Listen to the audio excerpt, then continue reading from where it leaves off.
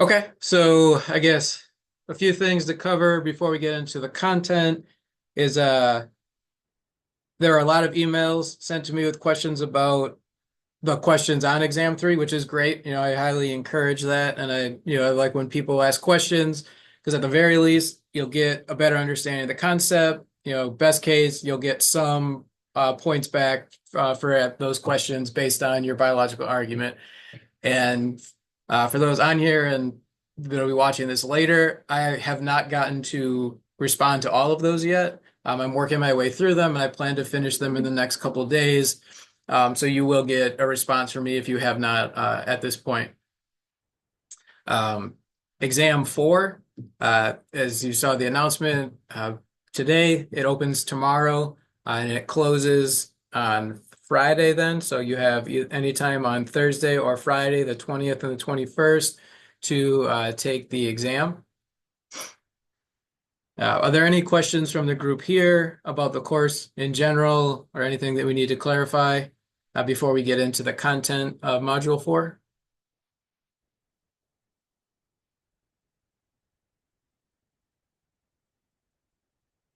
Okay, and if not, that's great. And if anybody has questions that watches this a little bit later, obviously, like always, feel free to send me an email with that question. Okay, so with that, why don't we go ahead and get started?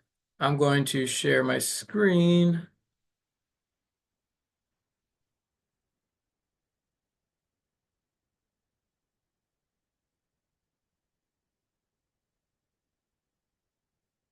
Okay, can everybody see my Cogbooks page? Yes. Okay, awesome. So, this one starts off with competition is one of the themes for this cogbook module. And it starts off with kind of a story talking about called Catching Up with Garlic Mustard. So again, cogbooks likes to use a lot of real world kind of examples so they can kind of show their point in action using real data and real scenarios. So what was interesting about this one, I thought, is that it kind of talks about different weapons of competition. And the garlic mustard actually showed that it produces like a chemical that other organisms, other plants don't do very well with. So it uses chemical kind of warfare in a sense to outcompete its competitors. And they've kind of had two major findings with this example, right? They thought that the garlic mustard was evolving to be a more dominant competitor, um, and that the soil fungi were maybe less competitive. Another thing that they talked about is it's possible that the native plants were also evolving in the same time with the garlic mustard. They were evolving higher tolerance to competition with the garlic mustard because it was seen that it was becoming less and less of a dominant competitor over time.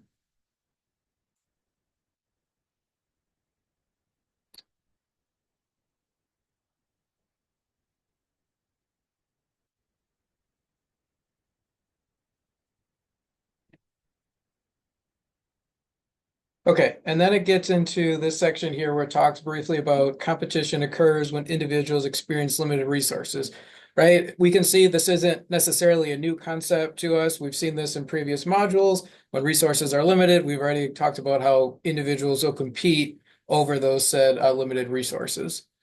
But they do introduce some different terms here, right? They introduce intraspecific competition versus interspecific competition.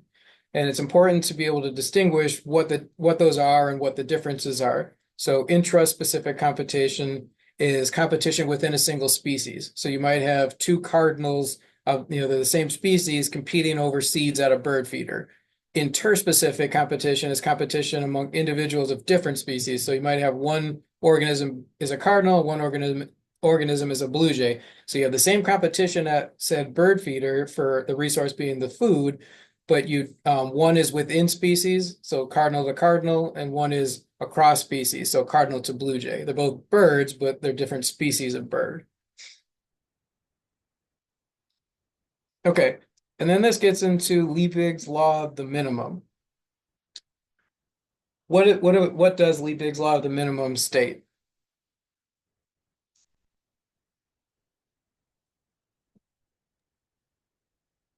That a population increases until the supply of the most limiting resource prevents it from increasing further. Yeah, exactly, right? So the point of it is everything you said was correct. The only thing I would add to that is using Liebig's law of the minimum, you can find which resource maybe is kind of the limiting resource. Um, does this always hold true?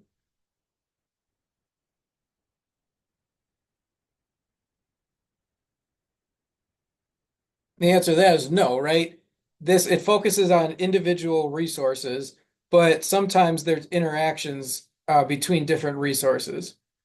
So what they did when the example they used some real data here. They have two types of organisms, that Asteronella and the Syn Snedra. I'm not exactly positive how to pronounce that, but either way, we call it organism A and organism S. And then they have the resource here, so the silica concentration. And we can see that silica concentration goes down to a certain level and kind of stabilizes, and the organism's level population density goes up and kind of plateaus once it reaches its carrying capacity. And it does this essentially for both organisms individually. But then when you put the organisms together, it shows that uh, organism S does a little better than organism A, right? It can survive the ideally with less of that resource. So it's the superior competitor because it survives on less of said resource. And then it goes on here to kind of show us that Liebig's law of the minimum doesn't always hold up in ecology. There's a lot of kind of messy area or gray area, if you want to call it, right? So there's some interactions between multiple resources. So here we have fertilizer and light intensity.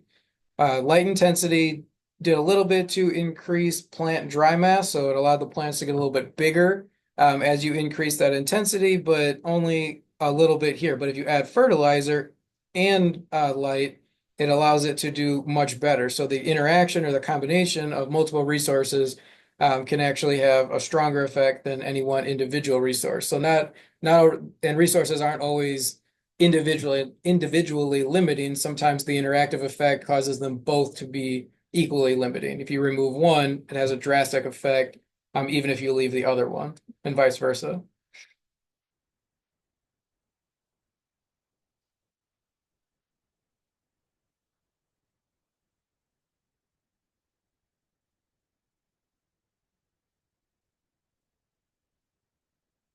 Okay, so then we get into the competitive exclusion principle.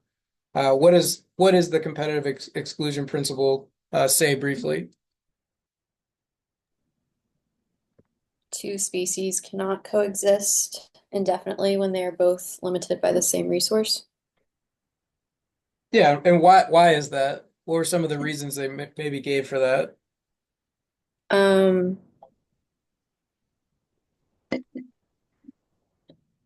well, one species is going to die out if they have the same Yeah, so limiting force. often Yeah, I agree. You're right on track, right? One species could die out. If one species is a superior competitor, it's going to outcompete that other species potentially until it pushes that inferior competitor to extinction or until it dies out.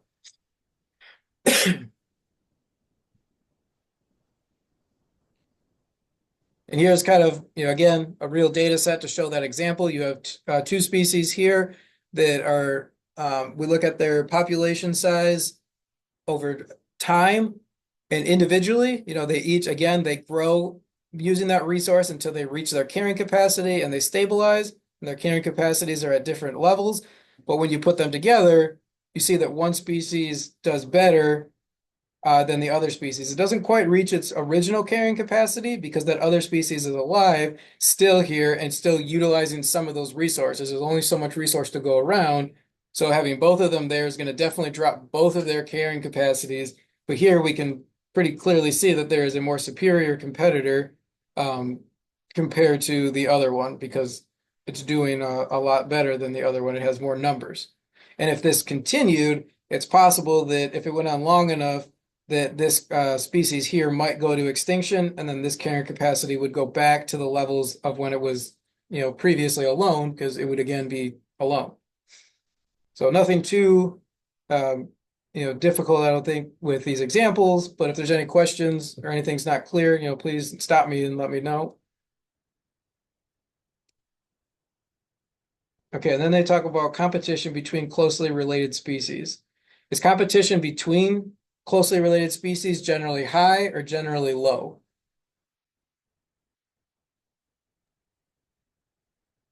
High, Yeah, it's high. Why would it be high for closely related species?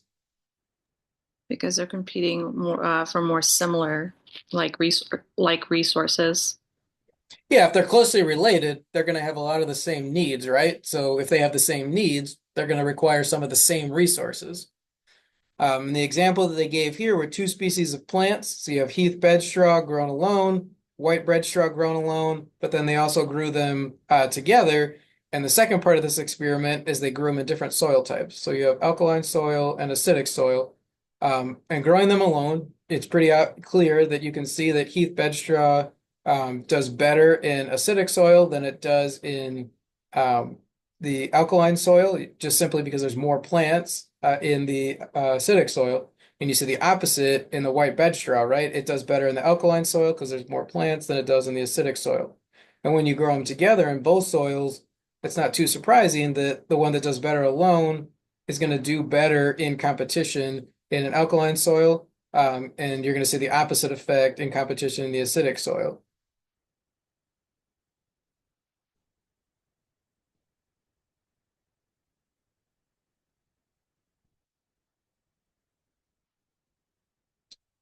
But then again, with ecology, there's some messiness to it. So you can sometimes see that there's going to be competition even between distantly related species. The example they use here, we have rodents and ants. They're not very closely related, in the phylogenetic tree of life, but they have a common resource that they utilize, in this case being seeds. So the probability between closely related species being in high levels of competition is higher than distantly related species, but it doesn't mean that there will be no competition between distantly related species.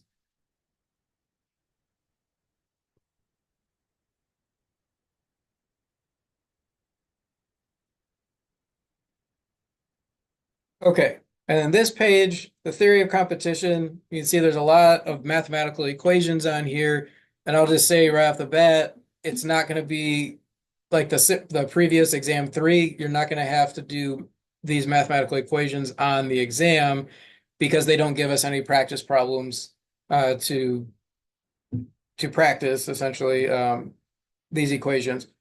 So give us a read through. The important thing here to understand is what competition coefficients are. So these are our alpha and beta in the equations. And basically what that means is it translates how many of species A is equivalent to species B. So say we have squirrels as our alpha and we have robins as our beta, and they have a similar food source that they're competing over.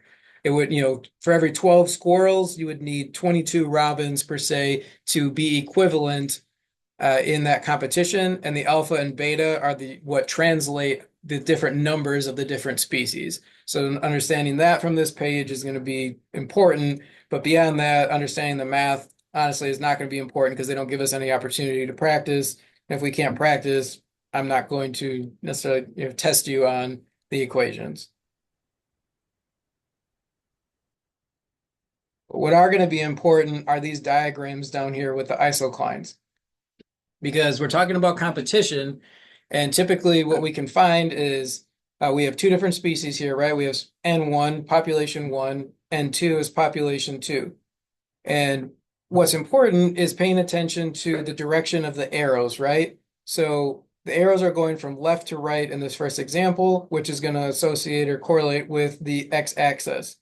And this isocline determines whether or not that x-axis population, so population 1, will grow or it will decline, right? So and if it grows to a maximum, it's going to reach its carrying capacity, as we've talked about in the past, right? And that's this point right here where K1, so carrying capacity of species 1, which is N1, right? So that's the number, that's the carrying capacity.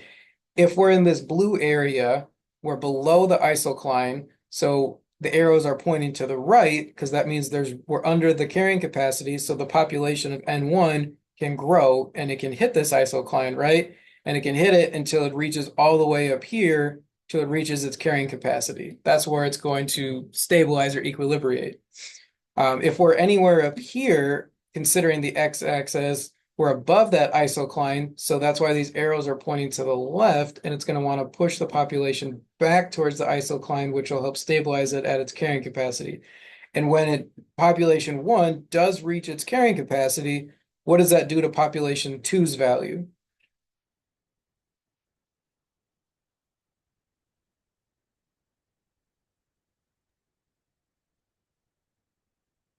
Sorry, go ahead. Oh, no, go ahead. Go ahead. Well, I was just gonna make it a question, right? If we're here on the x-axis, what's the numerical value of this dot on the y-axis over here? It's at 0, it's extinct. Yeah, right. So population 2 will go extinct when population 1 reaches its carrying capacity right here, because that means the population 1 is full. There's no room left over for population 2. So that's when population 1 would win out, or species 1, however you want to call it, and species 2 or population 2 would go extinct.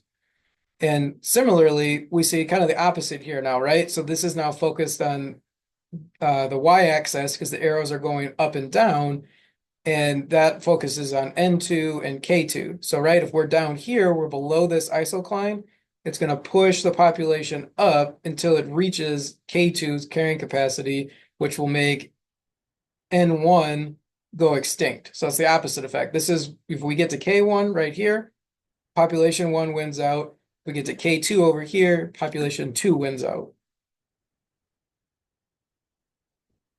And honestly, we're not going to worry about this in any detail because, again, they kind of walk us through it, but they don't give us any practice activities to make sure that we understand it. So focusing on these plots is going to be important because you will see those and you will see these plots on the exam. And these make it slightly more complicated because now it puts both isoclines on a single plot. And we have 4 different scenarios. So what's going to be important to know on these is which species potentially wins out. If one species increases, what's going to happen to the other species?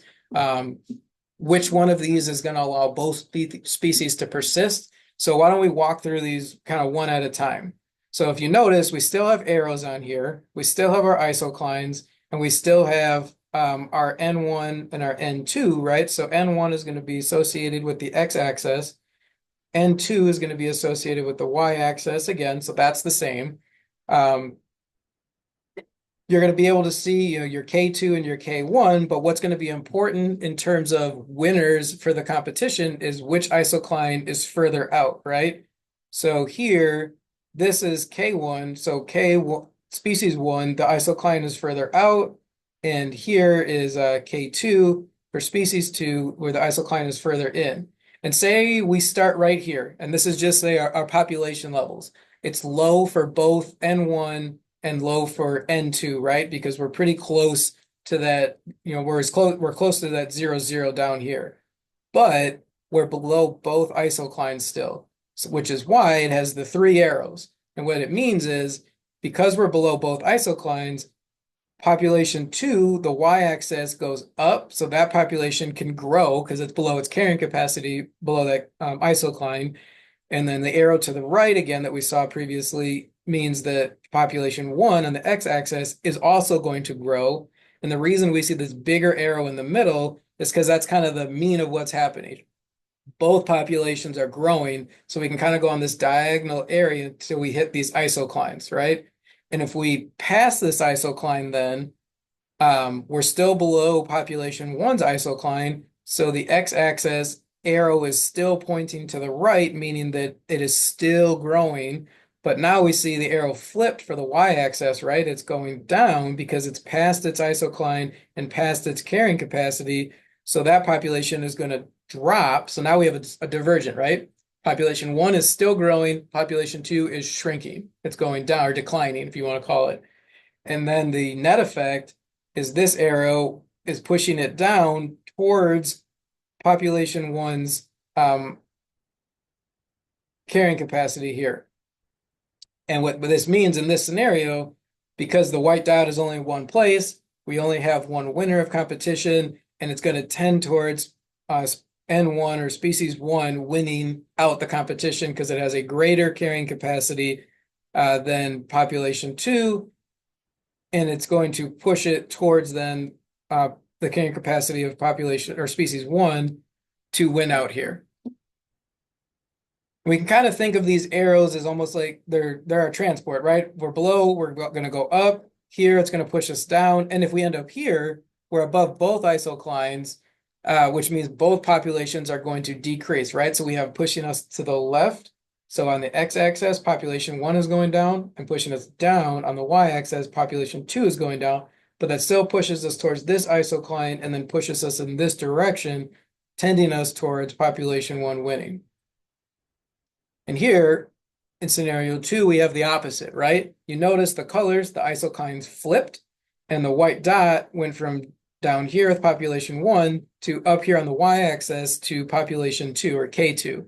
And we see we're going to go generally, starting down here, they're both below the isocline, so it's the same pattern. They're going to move up. But when we come up here, because population two has a greater carrying capacity, it's going to continue to grow. So we're going to be pushed towards this carrying capacity for species two. And if we're up here, it's the same one as the first one where we're above both isoclines, so we're above both carrying capacities. It's going to push us down, but then when we get two or below, it's going to push us in this direction. So this is the scenario where species two is likely to win out. Is that making sense in the description of how we read these charts and how we get to the carrying capacity and how we determine which species is most likely to win? So is N1 and K1, they're the same thing, and N2 and K2 are the same? They're not the same thing. They represent the same species. N1 Yeah. is the number of the population, and K1 is the carrying capacity of the population. Okay, so yeah, that's what I was trying to get at. So they're the same population though. Got it. Yes. Yep. N1 and K1 are the same population, and N2 and K2 are the same population.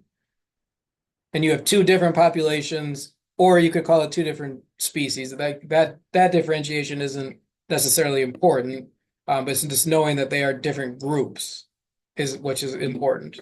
They're competitors with each other. Okay, and then this one is interesting because now we have two white dots, right? So two potential equilibrium points, which would indicate that depending on where we start at the beginning of the population will likely determine which population is going to win out. So say we start over here in the green. What direction are we going to move for N1 and N2? Are the populations going to increase or are they going to decrease?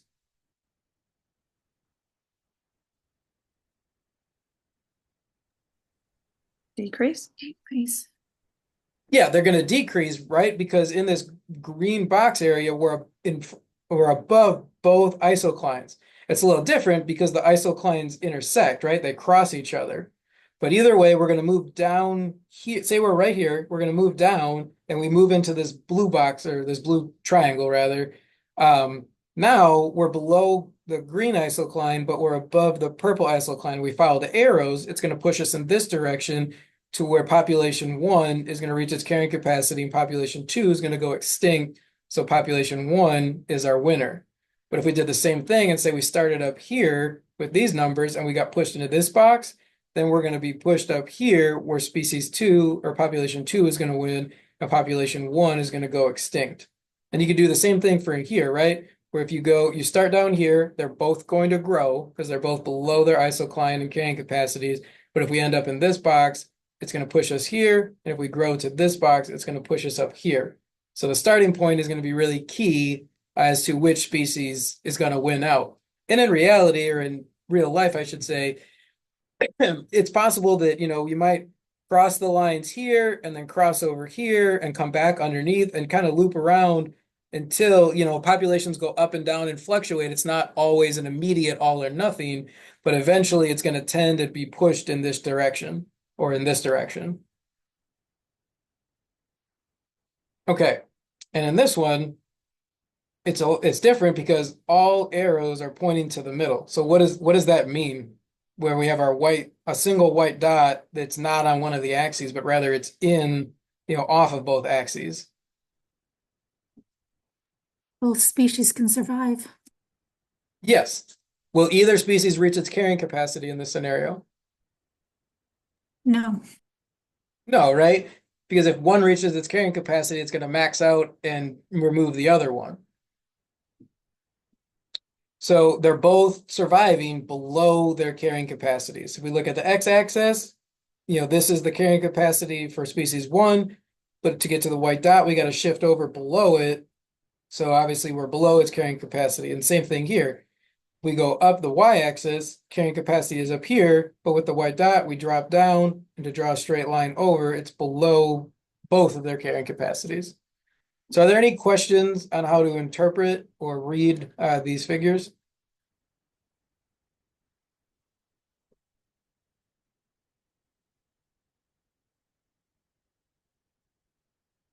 So again, the takeaways are there's 4 scenarios for the outcome of competition. Species 1 is the winner when it reaches its carrying capacity. Species 2 is the winner when it reaches its carrying capacity. An either or scenario, depending on where we start, or an equilibrium where both species can persist below their carrying capacities.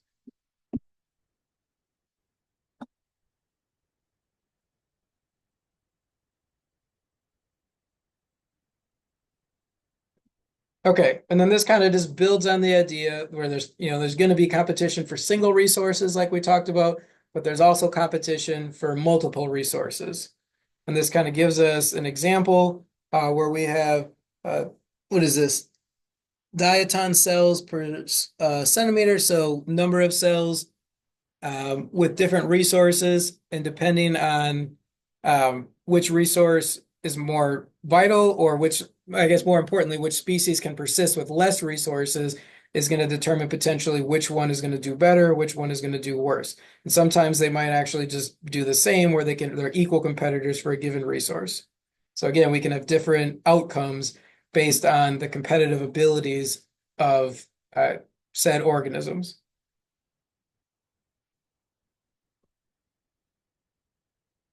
In this, the outcome of competition can be altered by abiotic conditions, disturbances, and interactions with other species. This kind of essentially leads into this one up here with abiotic conditions. And in their example, the abiotic condition is moisture levels or water levels. So we have 2 different species of barnacles, right? We have the Poles stellate barnacle, which is this white barnacle that if we look at it, it's in the upper intertidal zone. So sometimes it's underwater and sometimes it's exposed to the air, depending if it's high tide or low tide and what the water level is. And then we have rock barnacles, which are in the lower intertidal zone. And they did an experiment to look at their competition because they noticed they were pretty much segregated. When they removed the rock barnacle from the lower intertidal zone, these white barnacles up here, the stellate, Poly's stellate barnacles, they move down into the lower intertidal zone. What happened when they removed the Poly's stellate barnacles to the rock barnacles? What did they do? Does anybody remember?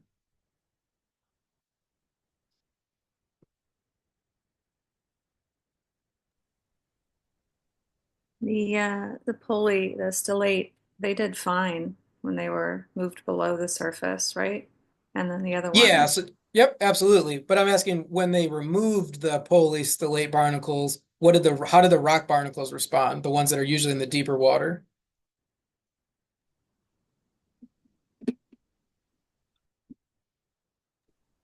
Did they stay put?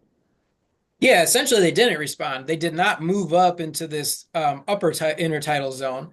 And the reason, because sometimes they're exposed to dry air, these rock barnacles could not compete, or they couldn't even survive really up here. So they might be the superior competitor in this lower intertidal zone and be able to push out and keep out these polystellate barnacles.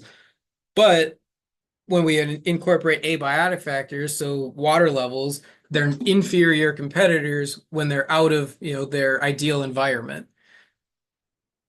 And these polystellate barnacles are able to survive because while they're the inferior competitor, they're more tolerant to abiotic conditions such as temporary desiccation, so they can survive in this harsher environment compared to the rock barnacles. So they're both able to survive in somewhat different environments when they're together because they have or respond differently to the abiotic conditions and respond differently to their competitor.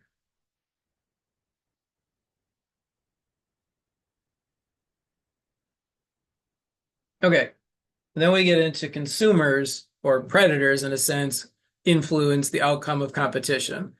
And what they showed is they have three different frog tadpoles, right? We have the spadefoot toad, the southern toad, and the spring peeper. And they looked at tadpole survival to metamorphosis when they, metamorphosize into frogs. And they compared them all under different conditions. So on the x-axis, you have number of predator newts per pond. So in the control or zero predators, the spadefoot toad did really well. The southern toad did, intermediate, and the spring peeper did really poorly, right? So you can clearly see without any interference from predators, who the superior competitor is because they all have the same food resource. When you started adding predators, you start getting, the story changes. With a low level of predators, the spadefoot toad doesn't do nearly as well. It's still the best, overall, but that allows some resources to be available for the southern toad and the spring peeper. So the spring peeper does pretty well, and the southern toad actually now is the worst. Not by a lot. It's pretty much even with the spring peeper, but for whatever with the predator there, it's not as strong of a competitor to the spring peeper. And we see this pattern continue until we get to the high level of 8 predators. And now we see it completely flipped, right? The spring peeper is the top survival. So it's able to respond better to a predator than either the spadefoot toad or the southern toad. So while alone, without predators, it's an inferior competitor. With predators, it more levels the playing field, right? So it removes a lot of those spadefoot toads because they can't evade the predator maybe as well, and opens up a bunch more resources for that spring peeper who likely can evade that predator better.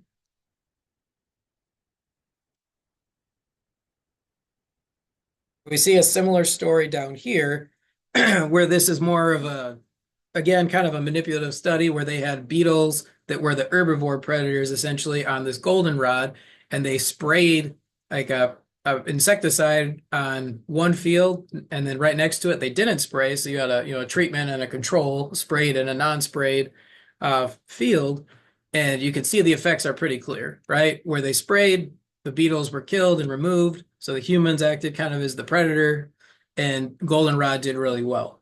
And then where they didn't spray, there's not much goldenrod blooming. The beetles did a good job of eating the goldenrod and kind of removed it. So again, kind of a multi-part interaction with different results based on having a potential, predator on an organism.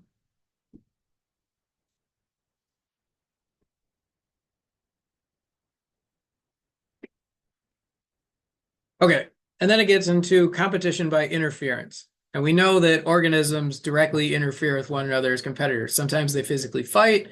Sometimes, if you think about plants, they might grow quick when they're young so that they can shade out plants that are slow growers and outcompete them for space. This example is actually kind of interesting. There's 2 species of ant. One is a superior competitor to the other, but actually what the inferior competitor does is in the mornings, they go out of their nest sooner and they actually take rocks and they block the holes of their dominant competitor. And it takes their dominant competitor a long time to remove the rocks or the pebbles from their nest holes. So while they're working on removing the pebbles, the inferior competitor can go out and actually forage without competition. And then eventually the dominant competitor will remove the rocks and go out and forage and outcompete those inferior ants. But by that time, the inferior ants have gathered lots of resources that when they get pushed away from it physically from interference, they already have resources built up.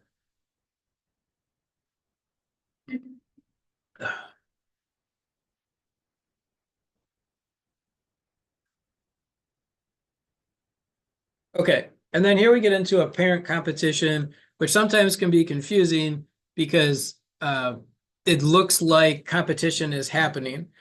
And the example that Cogbooks talks about is you have pheasants and partridges that are in the same area and they have the same shared resource of food. So they're physically, together in the same area.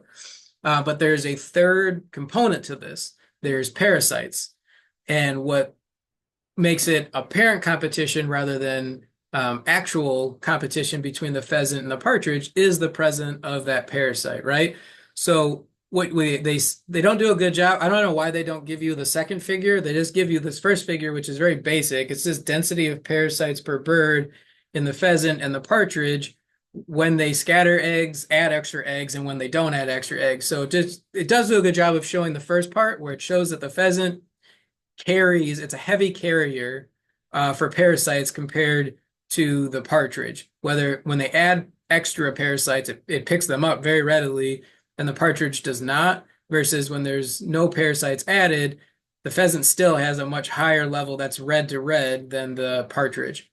What they don't show visually here is the actual competition, which is the number or the weights of the birds.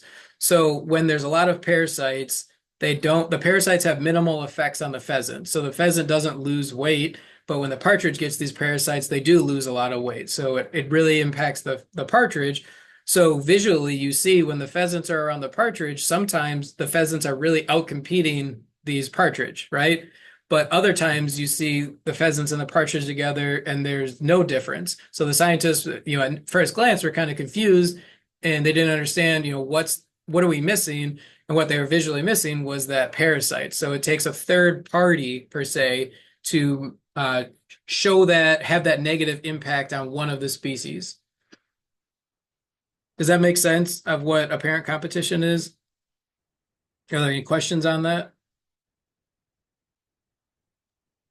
No. Okay. And then the second example is because it can be a parasite, but it can also be a direct predator, right? So we have two ungulates, a zebra, and I think it's some type of a wildebeest or a Cape buffalo. On the right here, and it's showing the zebra has a negative impact on this wildebeest, but it has a positive impact on the lion. And the reason for that shouldn't be too surprising, right? The lion eats the zebra and it eats the buffalo, so the zebra has a positive impact on the lion by providing it food.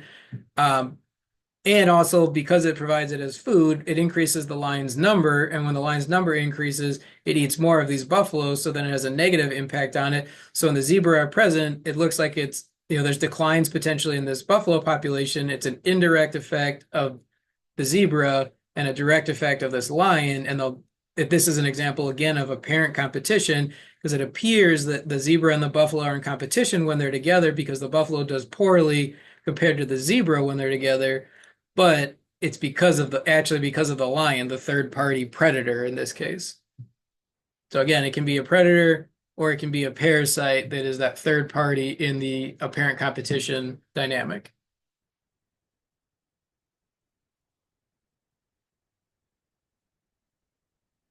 Okay.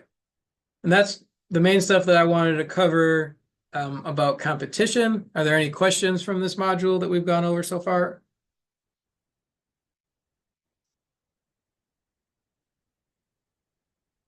Okay, if not, then we can keep rolling and move to mutualism. And the way they introduced mutualism is with this kind of funny or interesting example called bathrooms with benefits, where you have two organisms. You have shrews and pitcher plants, right? So you have the shrew here and then the pitcher plant, and the shrew they both provide each other a food source, right? The shrew uses the pitcher plant as a toilet, which provides nutrients to the plant, and the shrew then is able to drink the nectar of the pitcher plant, it produces on its lid, which is a food source to it. So again, they're both benefiting from each other's presence because they're providing something that neither one can get from a different place.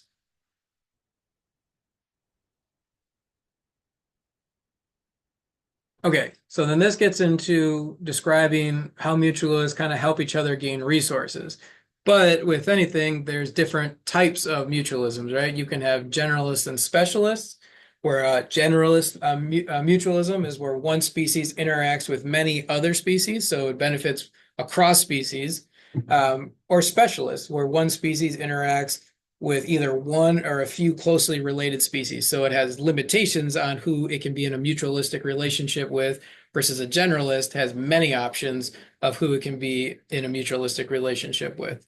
And then it gets into the definitions of an obligate mutualist versus a facultative mutualist, right? And an obligated mutualist is when two species provide fitness benefits to each other and require each other to persist. So the example they give here are two worms and the chemosynthetic bacteria that live together near deep sea hydrothermal vents. And if you remove one of them, well, the one that's removed is gone, but the other species is either going to decline and kind of show reduced performance, or it's also going to go extinct. Versus if you have facultative mutualists, that's a little different. So it's species that provide fitness benefits to each other, but the interaction is not critical to the persistence of either species.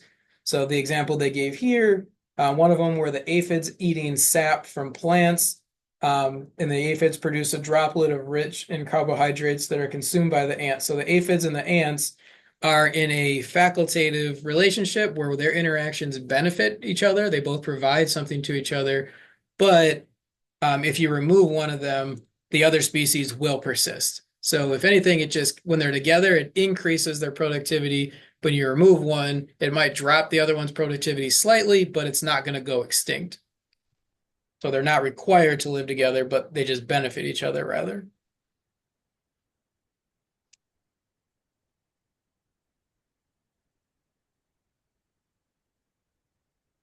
Okay.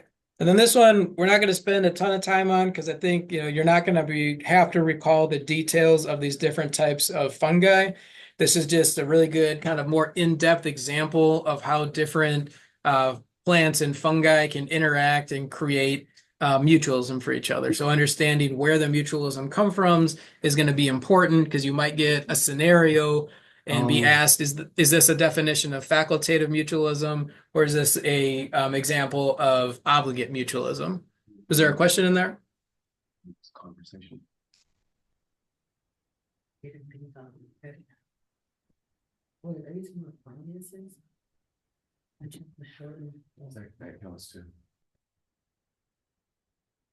Okay. If you have questions, feel free to unmute yourself and ask your question. But otherwise, maybe just we'll keep it on mute with minimize the background noise. So you were saying, I'm sorry, that we don't really need to know the different types of fungus, like endo versus ecto, or is that important? No, yeah, it's not too important. It's important to recognize that this is an example of it. So yeah, don't spend your time memorizing the specific types of fungi. Like that's just memorization. So I'm not, a big fan of huge levels of memorization on exams. But again, it's just a good example to read through, and you can see if you can observe and say, oh, this is where that mutualism, that's what the benefit is. That's why it's a mutualism. Great, because you could apply that to any scenario that could potentially appear on the exam. And just recognizing what makes it a mutualism is going to be what's really important. Because again, this is very similar mutualisms between animals and other species. These are just really good examples that Cogbooks provides, but you're not going to have to recall what species of bird and I think this distance between what perches and the distance, like the beehive. Knowing the individual animals is not important, but again, knowing how to recognize this would be a mutualism, what the benefits are, that's what's going to be important for the exam.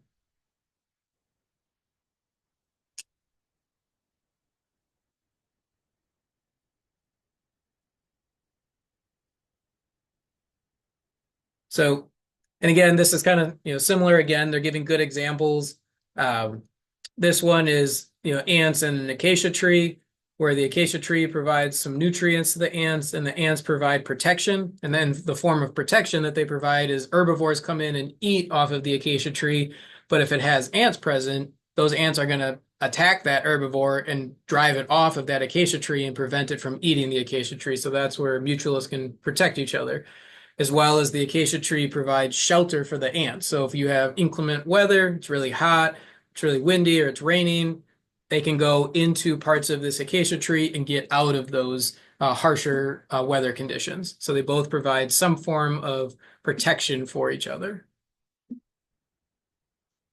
And here, recalling which ant species or that it's an acacia tree is not going to be vital.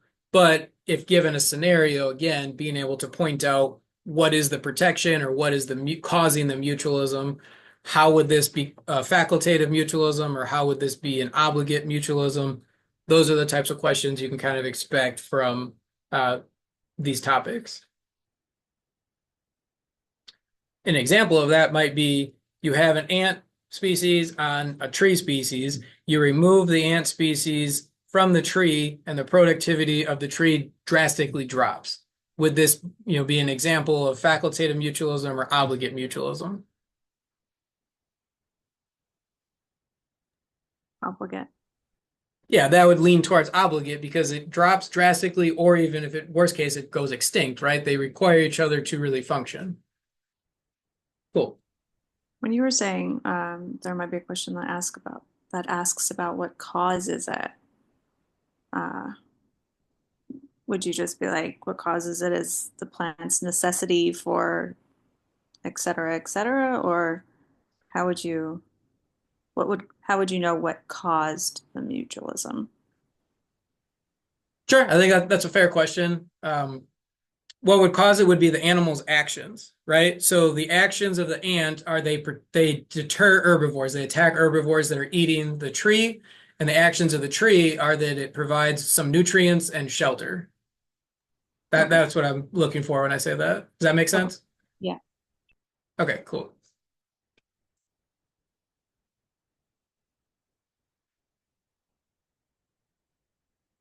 Okay. And then this one, mutualists help plants reproduce. And the big thing is pollination, right? The example they use is there's going to be some trade-off. You can think of it too in mutualisms, right? So the plant is investing energy to produce nectar that attracts organisms, in this case, a type of bat. And then that bat gains the benefit of eating that nectar. So it gains a resource, but it's also the bat is expending energy and time by going to this flower on this cactus. And then what it does is it gets kind of covered in pollen and it goes to another cactus flower. And then it keeps feeding on these different flowers, but it also keeps pollinating because it's bringing pollen from all these different flowers together. So they're both expending some energy, attracting each other in order to gain the big benefit of reproduction. So the overall gain is going to be a net positive for both.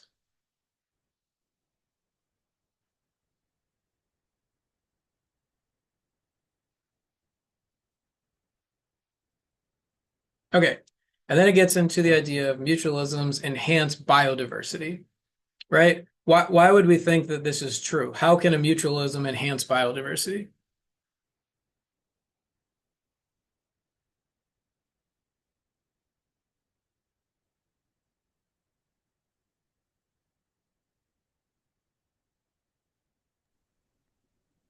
I'll just go with what it says in cog books. It says that mutualisms that alter the abundance and distribution of one or more species can have widespread effects on the rest of the community. It can cause change in species diversity, and it might alter the abundance of individuals within species of the community.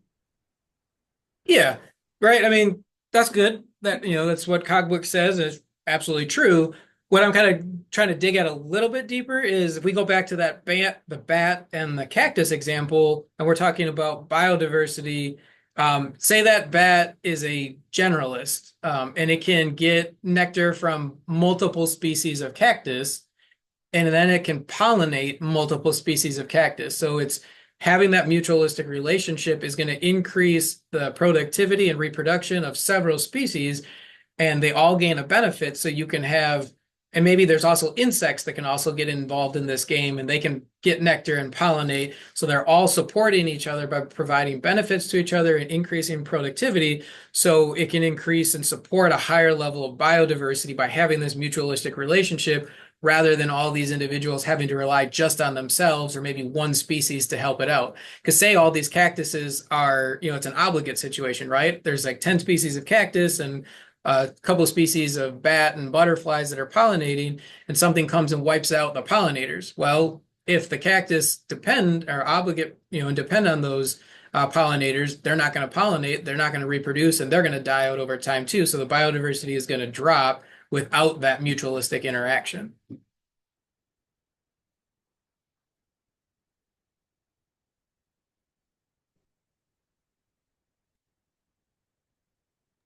Okay. And yeah, go ahead. I have a question real quick on that. So you were saying that mutualism enhances biodiversity through increased productivity? Is that what you were That is, saying? yeah, that is what I said. Because in the example I gave, the productivity, because it's part of the pollination effect, which is part of productivity of the cactus, and it could enhance the productivity of the bat and the insects in that scenario too, because if they have more food and more energy, as we talked about in previous modules, if you have more energy available, you can invest more energy in your offspring, where you can either have, larger offspring that are of higher quality, or you could have more offspring, and therefore, increase your potential fitness. Does that answer the question, or? Yeah, no, I was just wondering because I know further along in the chapters it says that increased productivity can decrease species richness. So I'm just kind of confused. It can if competition increases because of that. So if the high levels of productivity of one species and their superior competitors, they can drop the levels then of other organisms. So it depends on your assumptions. It's a very fair question. In this scenario, we're kind of assuming resources are very abundant. If resources become less abundant, then competition will become a factor and it might decrease biodiversity. So say there's limited cactus nectar. Initially, you might have like a couple species of insects and a bat that are, feeding, growing their numbers. But when they all start reaching their carrying capacities and the resources become limited, now you might actually, if the bats are the superior competitor, they might eat up all that nectar, and those insects die off because they can't get that nectar that they need. And therefore, the biodiversity in that scenario would drop. Okay, gotcha. Yeah, no, it's a good point, and that's it's the good, interesting part of ecology, and kind of the curse of ecology is there's always a lot of like, well, if the scenario changes, the dynamic changes, right? So It kind of as long as we, contradict themselves, or contradict itself sometimes. I don't know if I would argue it is as much as contradiction, is it just it changes under different conditions. Okay. So. And as long as we can explain the why part of the biology, we can make an argument for different scenarios and then argue why we would have different outcomes. So, no, that's a really good point. Are there any other questions about mutualism topics?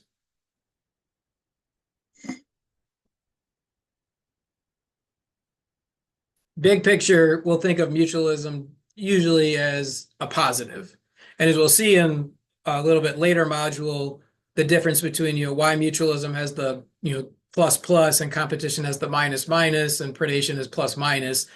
That all kind of builds off of these relationships. So if mutualism is occurring and there's not competition involved, mutualism that's why it's a positive generally. But if competition comes in, that's where the negative comes in. And if predation gets involved with this too, a negative could potentially come in too. So.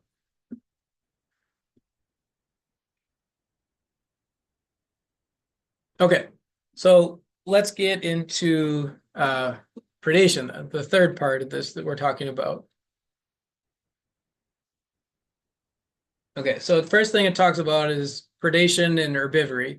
And one thing that I just want to point out is herbivory is a type of predation, but it's a very specialized type, right? It just means an organism is eating only a plant, whereas predation can be an organism eats any other living organism.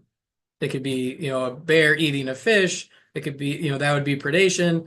A bear eating berries is a form of predation, but somebody might argue that that's also a form of herbivory. Does that make sense, the distinction between the two?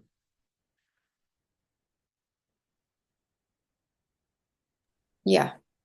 Okay, yeah, and just if you call an organism an herbivore, it generally means that it's just eating strictly plants. And a predator can be either a meat eater or it can be an omnivore where it eats meat and plants. Okay, and then this opens up talking about the lynx and the hare population cycles. So this information shouldn't be real new, right? It gets into how when a lynx population grows, it eats more of the hare population decreases, and over time there's a lag effect, but eventually as the lynx population drops low enough, the hare if the hare population drops low enough, the lynx population will decline because it doesn't have as much food resources. And that will allow the hare time to recover a little bit because it'll have less and less predators, which will increase its reproduction. And then the hare will grow, and then the lynx will lag behind and follow when there's more hare built up in the population.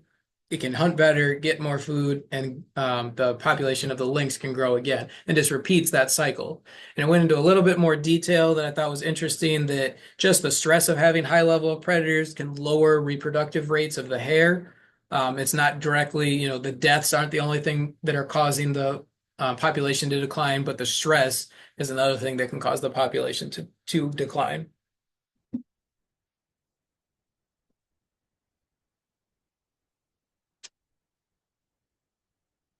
Okay. And then this gets into predators limit abundance of prey. They shouldn't be, real new to us. We've already talked about predator prey cycles. This experiment, showed some pretty clean results where they had all these different islands that they could control, where they would go in and there were spider and these lizard populations, and the lizard is the predator, and they went in and removed the lizard from some of the islands. And when they did that, the number of spiders in the purple here were higher compared to on islands that had lizards. They found almost no spiders. So the lizards were very good predators of these spiders, which then, obviously affects the abundance of the prey, being the spider. And then they introduced some terms here, being an introduced species versus an invasive species.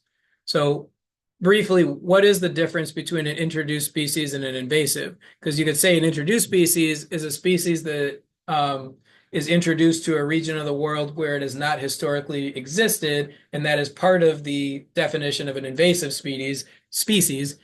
So what I'm asking is, what makes a species can be considered or classified as invasive compared to just being considered introduced? The invasive species has a negative effect on something like other organisms, or I think it listed like maybe even economic stuff. I don't know. Yeah, absolutely. Like what you said is all correct and great, right? An invasive species has a negative impact on the community that it has invaded or that it's been introduced to. And that can range from, with this, I think it was a black rat snake, I think, right? Or just a snake in Guam. It had a really negative impact on local bird populations. But humans might classify, locust as an invasive species if one species gets transported to another location, because that locust could do really, hard damage to crops. And that would have, as you said, the economic impact, and that's a negative impact on humans. So that would be classified as a potentially invasive species.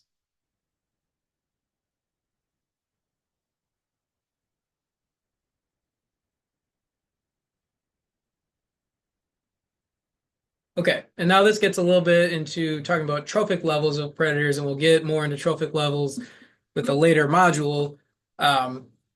But this really, it does is it introduces mesopredators and top predators. And mesopredators are just they describe it as relatively small carnivores that consume herbivores. So you get things like coyotes, weasels, and even feral cats can be considered mesopredators. Your top predators, that's described as typically consuming both herbivores and mesopredators. So some examples they give are wolves, mountain lions, and sharks.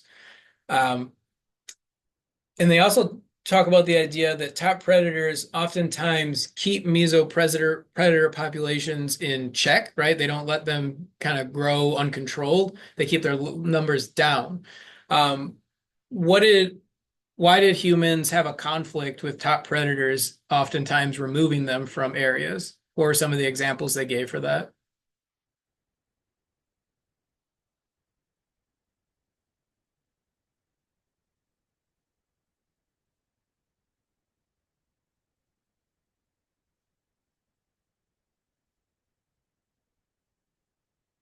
Like why would wolves or mountain lions be something that humans would want to remove?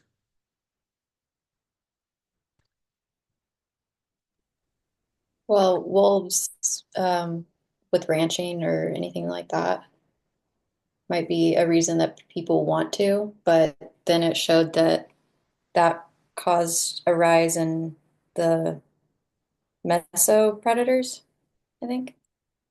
Yeah.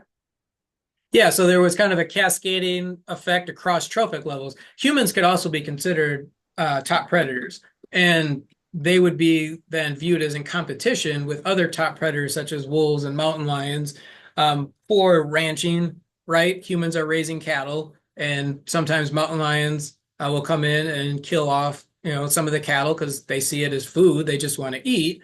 But the humans don't, that's loss of money for them. So that's competition over that food. They also, farming, hunting, fishing, right? So hunters, they want to shoot nice deer, bucks or something, or they want to shoot game land birds. But if they have a lot of predators in that area, it's going to make the animals very weary, make them harder to hunt, and it can also reduce their numbers. So humans want to remove them as competition for the resources that they desire. And exactly that you said, when you remove the top predators, and you don't yourself assume the role of removing the mesopredators, those mesopredators, such as coyotes and feral cats, can grow and they wreak havoc on lower trophic levels. So there's been a lot of problems with them killing off like songbirds, killing off smaller mammals, or even killing off insects that have more effects into the ecosystem that we didn't necessarily at the time understand or recognize. So this points out why it's good to have a balance of top predators and what role they're kind of serving to keep the mesopredator populations in check and under not growing into very large numbers so that they're killing off lower level organisms at high rates.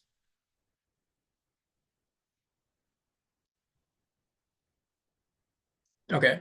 And this one I feel is a pretty straightforward concept. In the title, herbivores limit the abundance of plants because the herbivores eat the plants, right? If you have high levels of herbivores, such as whatever one of these moths that were eating certain types of I think cactus, if they grow really high numbers and they don't have a predator themselves or a means of humans removing them, they can destroy, or not, I mean, destroy it, but they remove the vegetation, which in this case, being kind of a farm, can have economic impact on humans. So uh, there's natural predators for removing these herbivores, as well as there's human modified, essentially like insecticides, potentially to remove these herbivores.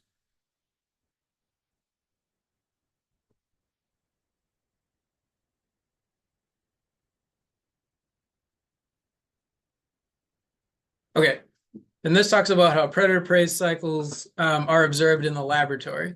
And I thought it was a pretty interesting setup where what they did is you had two types of mite. You had a predatory mite and you had a prey mite, and they had this arena set up where they had a board. They had a couple oranges in here, which were the sites that prey mites could survive and kind of feed on this orange and persist and reproduce. And if they put multiple oranges in this environment, you could have multiple places where the prey mite can exist. And then as a kind of pseudo control, they had all these rubber balls in here that were, the idea was they were the same size and shape and kind of dimensions as that orange. Um, organisms, these prey mites and predator mites, could travel either around these rubber balls or across these rubber balls, but there were no resources, so there was no reason to think that either would really stay at these rubber balls. And what they found was the predator mites would get on an orange and decimate it and really kind of, be a local extinction on that orange. And then after the prey mites were gone, the predator mites would either die off of starvation if it was the only one there, or they would have to move throughout this arena and find another orange that had prey mites on it. And they found that the further they moved these oranges apart, the longer it took for mass extinctions to occur. You would still see kind of local extinctions, but the prey would, maybe go extinct here, but they'd be on these three oranges, and then the predators would have to move and find this orange and create a local extinction. But the prey could move from this orange to that orange and recolonize it. And it just showed how distance in proximity to resources had a large impact and kind of slowed down the time for these local extinctions.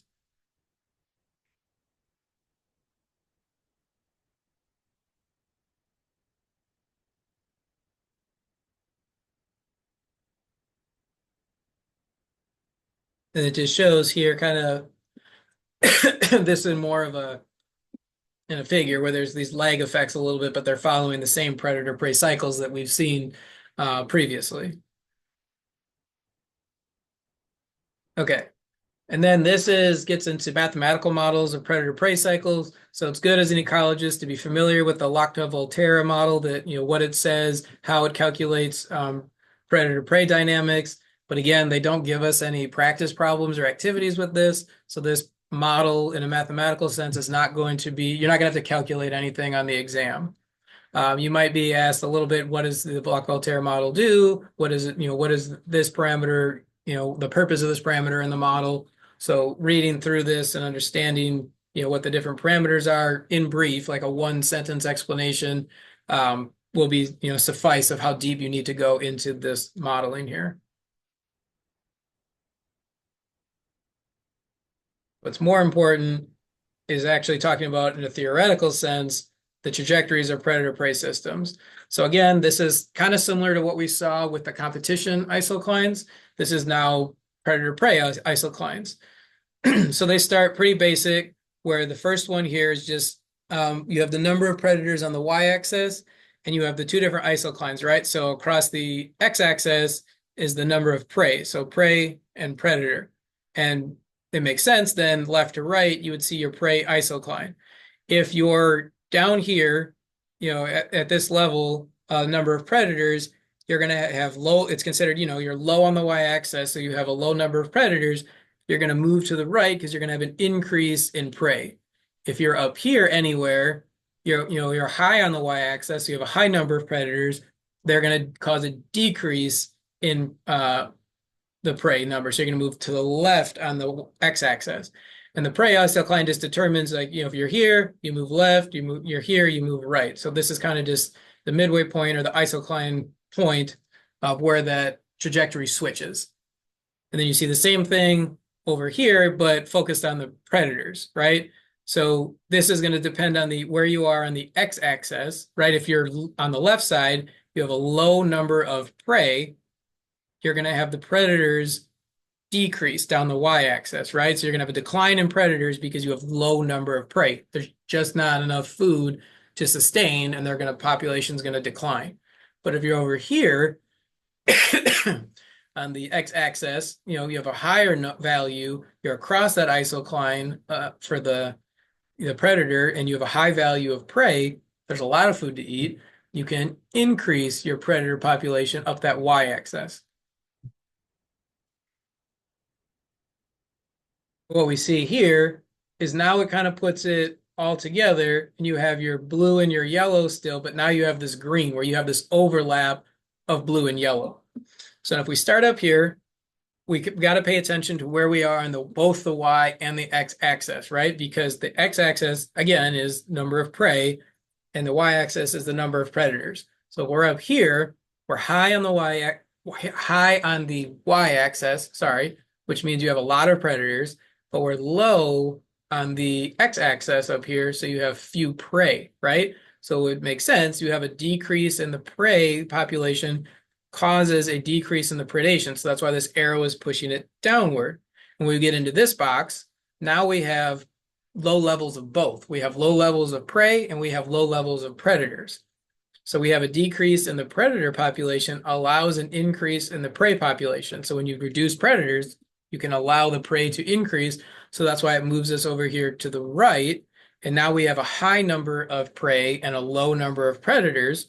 So as you probably are guessing, right, an increase in the prey population allows an increase in the predator population. Now we move up the y-axis, and now we have a high level of predators and a high level of prey. And that's, when we get to this, an increase in the predator population causes a decline in the prey. So we still stay with a high level of predators, but we move left along the x-axis. And we continue on this cycle, right? So we've talked about this is just a little bit more detail explaining the predator-prey cycle. And somewhere where these two isoclines cross, this is our joint equilibrium point. If we stay here with both our predator and our prey levels, they can coexist together. And the population should stay relatively stable. And then this down here gives us these 4 boxes, and it just shows the prey population versus the predator population, how there's that lag effect that we've seen in previous modules. So are there any questions on interpreting this box or this figure down here?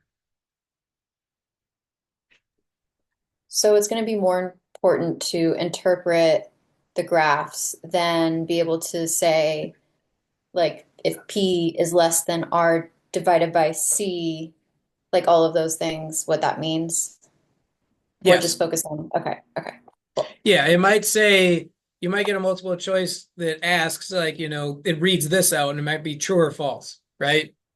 So understanding what this section means here, you might get this figure and it might be labeled box 1, 2, 3, and 4, and it might be blank, where it has kind of the circles and it has the X and Y axes labeled, and it go which box, A, B, C, or D, would you expect to see an increase in prey population occurring? Okay, cool. Thank you. Yeah, so it's going to be, this exam is much more conceptual than exam 3 was. Exam 3 was a very heavy mathematical exam with some concepts still, but you will not have to do any calculations for exam 4. And the large part for that is, I've said a few times, is they don't give us any practice with the calculations. So I'm not going to hold the group responsible for something that Cogbooks didn't prepare with activities or practice problems with. So Thank you. concepts. Yeah, no problem. I mean, to me, it just makes more sense to do it that way. I didn't design Cogbooks, so I can't control which activities they give us and which they don't. So it's a little frustrating on my end, and then I kind of cater the test to better represent what the materials were, kind of the best I can. So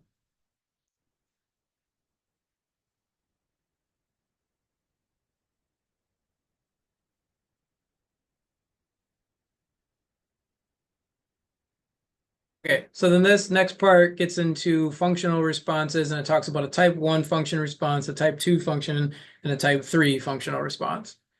And then it gives us these figures here. And what we have is on the x-axis for figure A is we have density of prey population, and on the y-axis we have the number of prey consumed per predator. And we see, they're all kind of positive, but they're all a little bit different shaped. Type 1 function occurs when a predator's rate of prey consumption increases linearly. So that's why we see the straight line with an increase, so it's positive, until the predator is satiated. So essentially the predator is just going to, as the density of the prey increases, the predator is going to eat more and more until it's had enough. It's full, it's satiated, and then it doesn't consume anymore. And the density of the prey population, it could continue to increase or it could stabilize like that. But this tipping point is where the predator just stops eating because it's satiated. A type 2 functional response, this occurs when the number of prey consumed slows as the prey population density increases and then plateaus when the predator is satiated. So it's kind of the same pattern, but this rate is becoming less and less steep, so it's slowing until it plateaus. And the example they gave is the reason is it slows is because as a predator grabs essentially more prey, it has to spend more time handling said prey, which when it's handling it, it can't be eating at the same time. So the specific example it gave is a pelican catches fish. It puts it in its mouth and it has to kind of orientate it so it can fit down its throat. If it does it one at a time, it'll be a pretty stable rate. But as if anybody's ever watched pelicans eat, they kind of go in for a big scoop and try to grab as many fish as they can, which sometimes they get a mouthful, sometimes it spills out, they grab too much. But the more fish that they put in their bill, they have to stop, and then they have to spend more time adjusting them in their bill or handling them and swallowing them. So when they're doing that, they're not feeding. So that's why if they get a lot, the feeding rate actually it slows down, right? They can't go as fast with more prey in their mouth. Okay, and then a type 3 functional response kind of has multi-parts to it, right? So it describes it as this occurs when prey consumption is low, when prey population density is low, right? And that makes sense because we have a very slow increase right here, and it kind of speeds up. It gets a little steeper as the population increases, and then it switches trajectories because, again, of handling time and satiation. So there's a few reasons. Cogbooks list several reasons why low consumption at low prey density can be the result. So it lists three factors, right? One, at very low prey density, the prey can hide in refuges where they are safe from predators, so they're harder to find. So that's why another reason why this is a really slow when there's not a lot of prey around, it's harder to find them. So your feeding is going to be at lower levels until there's more prey, they become more abundant, and then you feed at a higher rate and eventually until you become satiated. The second reason is that at low population density, predators have less practice locating and catching the prey and therefore are relatively poor at doing it. So that means like they're just not used to that prey. They haven't developed, they don't have as much practice, so they're not as practiced in getting that prey. So they're inefficient predators when the prey is in low numbers. Also, the third reason they list is one potential is that they do prey switching. So predators generally, they often eat more than one type of prey. So if prey is at really low density in species A, they might switch to feeding on higher levels of species B that are more plentiful. And if they push species B down to low levels, they might switch to species A because that might have had time to grow its levels.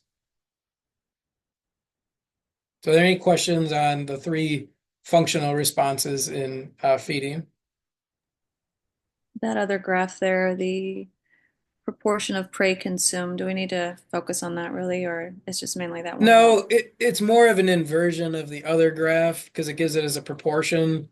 Um, I wouldn't worry about it too much. This one is the raw numbers, which I think is easier to visually understand.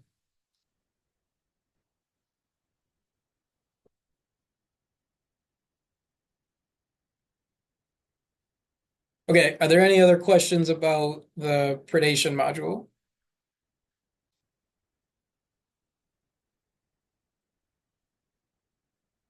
Do we need to have, I think it was this, chapter on the chemostat, talks about the chemostat. Do we need to know, that was in one of the videos in the case study. Do we have to have an in-depth knowledge of that or? Not on the chemostat itself. Again, this is more understanding in a conceptual sense, like what is the predation going on. They had a couple, I'm looking at my notes, they had a couple like a true false question in there. So understanding the why of that true false question is going to be potentially important. Okay, thank you. Yep, no problem. Okay, so then this fourth module talks about trophic cascades. So it talks about food chains versus food webs. And food chains are just a simplified description of who eats who, right? So you might have in a food chain, it's a linear line, right? You have the bald eagle eats the snake, and the snake eats the leopard frog. But as we look at this community, there's a lot more going on, which is why they develop food webs, right? Because that has all the different interactions. The eagle and the snake and the frog do not interact with every organism in here, but there's interactions going on all over. So a food web is a more complex and therefore more realistic representation of consumption in a given environment or given community. And then this goes right away into a bunch of different activities. And we've talked a little bit about what these activities are, but I don't like it that Cogbooks doesn't give a great explanation on the scenarios or what these pluses and minuses mean. So I would like to take a little time to go over what's happening in these pictures and discuss why the answers are what they are and what these pluses and minuses are. So, I mean, obviously it tells you, this is a matching activity. Which picture here would represent competition, and why does it have two negative signs associated with it?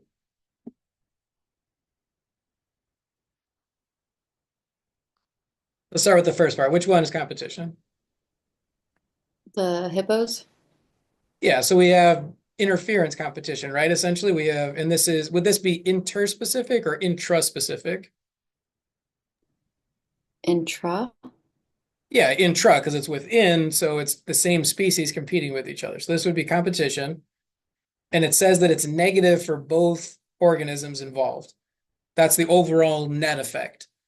What if this hippo, their common resource they're fighting over is a mate, and this hippo kills that hippo? Why wouldn't it be positive necessarily for this hippo? Because it expended energy. Yeah, one of the reasons is competition, the physical act of competing takes energy, but it also requires time. So they can't invest energy into things like reproduction or growth. They can't be feeding while they're competing. They can't be mating while they're feeding. So that's, it's a trade-off of different activities. But also, what happens if the hippos fight pretty violently, right? Even if this hippo wins the fight and either kills or drives that hippo off, this hippo could get injured, right? An injury could lead to a female rejecting the male, right? So if the female sees that hippo, maybe they physically can't mate because they're injured, or they get an infection from their wounds, they're injured, they can't fend off predators, or another competitor sees that, oh, that one's dead and that one's injured, I'm going to come in and I'm going to be the superior competitor. So the amount of risk and cost of competition, the net effect is generally negative. And also, while these two are fighting, a third weaker male could come in and mate with that female, and then the winner male mates with her after, but she's already mated, so he doesn't get, fitness benefit. So there's many reasons on why competition is negative, and the net effect overall then is negative. Okay, let's move on to the next one if there are any, unless there's any questions about competition. And again, feel free, if this is open, if you stop me if I'm moving too fast or you don't understand something that I say, please. Okay, so first, which picture is showing predation? The bear? And the fish? Mm-hmm. Yeah, so the bear is the predator, the fish is the prey, because the bear killed and is going to eat the fish. And this one's a little different because there's a positive and a minus. What's the positive mean? The bear gets food, a resource. Absolutely, right? The bear eats the fish, gains the energy of the fish, and gains the resource. What's the negative? The fish dies. Yeah, the fish is dead. It loses its life. So that's why it's positive for the bear and negative for the fish.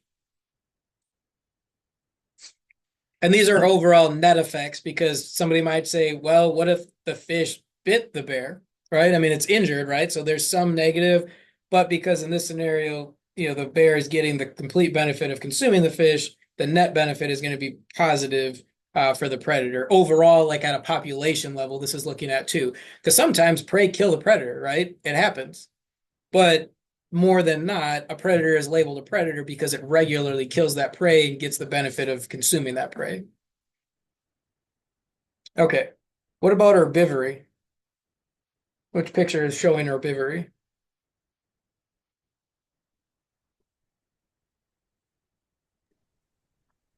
Is that an elk, deer? Oh, Yeah, so I think it's an elk. It looks, some type of ungulate for sure, and it looks like it's, its face isn't a plant. Basic biology background, we know that ungulates are going to eat plants, so it's an herbivore, right? And it's positive and minus for the same reason for the predator. It's positive for the herbivore because it's gaining the resource of consuming that plant, and it's negative for that plant because either it's completely consumed and it dies, and at the very least, it's munched on, like some of it loses some of its, body segments. It's being eaten. It might not completely kill the plant, but it's getting damage and losing resources. Okay. Which one is parasitism?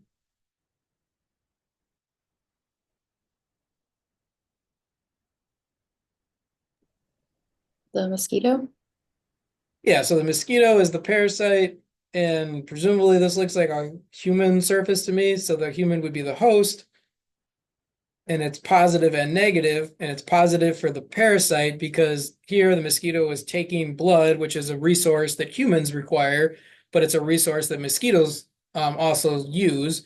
So it's positive to the mosquito because it's taking that resource and gaining that resource, and it's negative to the host because it's losing its resource. The host now has to expend additional energy to replace that blood.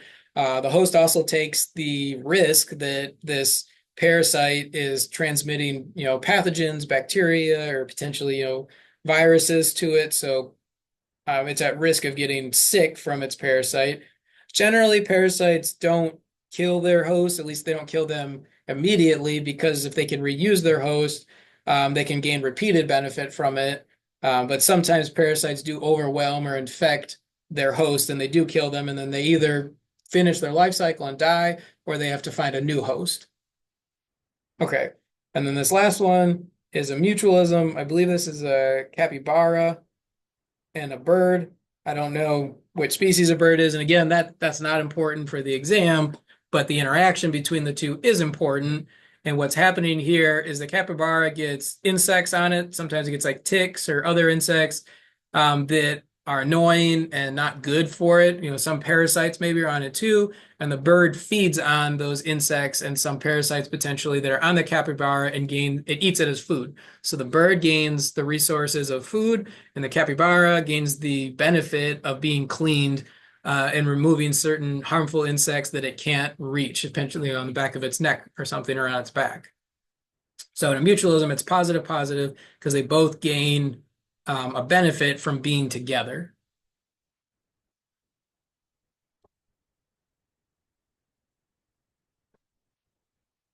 Okay, and this activity is the exact same, but with some different pictures. And I do want to kind of go through some of these pictures to make sure that we understand what's happening in these pictures.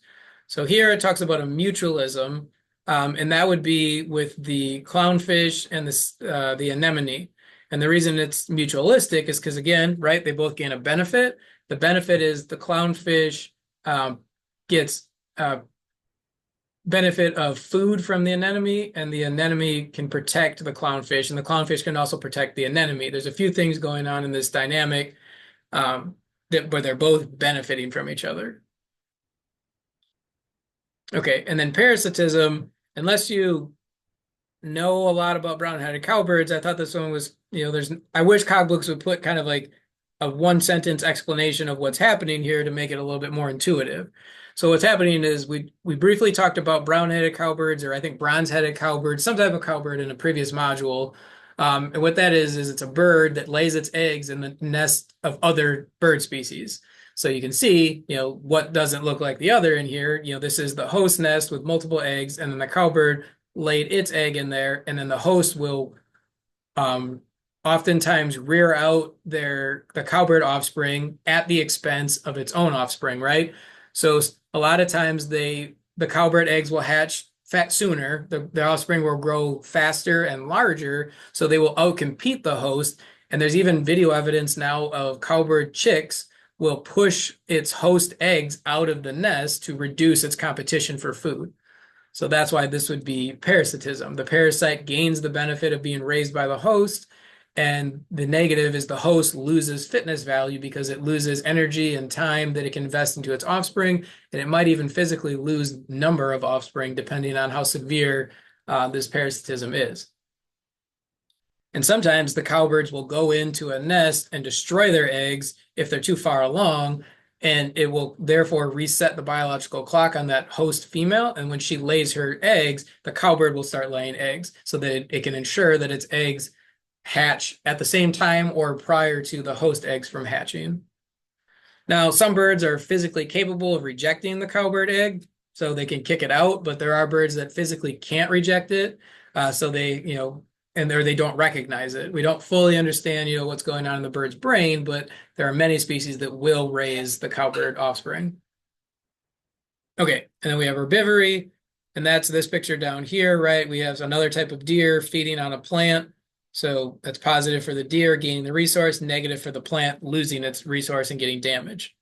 Predation, positive for the predator being the leopard down here, negative for the ungulate, the gazelle, gaining the resource of eating and losing its life. And then competition, I believe these are African wild dogs and a hyena, and they're essentially facing off, and it looks like, they might be fighting either over territory, protecting one of their offspring, or if there's a food source around. So there's some common resource that they want, and they're, going to engage, and this could lead to, they have very sharp teeth and strong bites, so they can all get fairly damaged out of this, which is why it's, negative for everybody around. It also takes time and energy that they can't allocate to other things, like we said, like reproduction, or feeding while they're in this competition mode.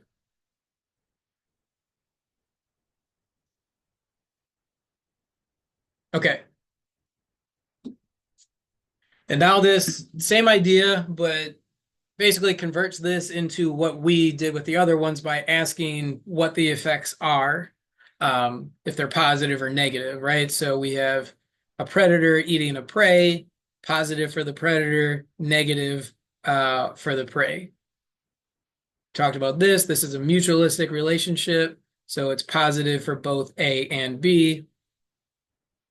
This is competitive, so it's going to be negative for both A and B. We have the two hippos fighting each other.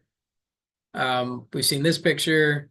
It's positive for B, the herbivore gaining the resource, negative for A, the plant, being killed or damaged. We've seen this picture too, positive for the parasite B, negative for A, the host, losing its resource of blood, gaining the resource of blood for the parasite. Okay. We don't have to necessarily go through all of these, but I do want to click through them just to make sure we can talk about what some of the new pictures are. So we've seen the fish, we know it's a mutualism, the hyena, wild dog, competition, the parasitism of the bird, the herbivory, predation. And also, if anybody wants to stop me and have questions about any of these, please feel free to. Okay, so here's a new picture. This is predation, right? We have the spider killing I think this is a dragonfly or a damselfly. But either way, the benefit is positive for the predator being B and negative for the prey being A. Okay, this is kind of a weird picture that, people, myself included the first time, wasn't exactly sure what we're looking at without a description, but this is different types of barnacles that are competing for space on the surface of a rock. So because it's competition, it's going to be negative for both, right? The reason they want space is probably because they have access to a common food resource that passes through here. Okay, and this one, these are sea lampreys, and they're kind of a parasitic aquatic organism. They're an invertebrate that latch onto fish. They have really sharp, like little teeth that they can, and they create a suction, and they actually can kind of suck blood out of their host organism. And they actually are running into a problem with these being invasive in some of the Great Lakes. And they're, if there's only one or two of them on a fish, that fish can probably survive for a while. It's going to be bogged down because, it's not as fast or as mobile where it can't escape predators as easily or capture prey as easily, but they're having problems where you're seeing, dozens of these sea barnacle or not barnacles, lampreys on these fish, and it's actually weighing them down so much that they can't feed anymore, they can't reproduce, and they're sucking tons of nutrients out of that they're killing their hosts.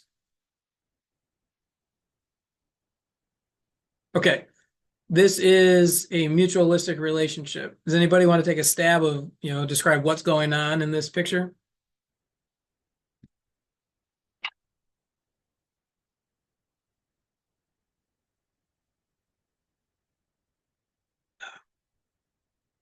So if The it's butterflies getting positive, food and the flowers being pollinated.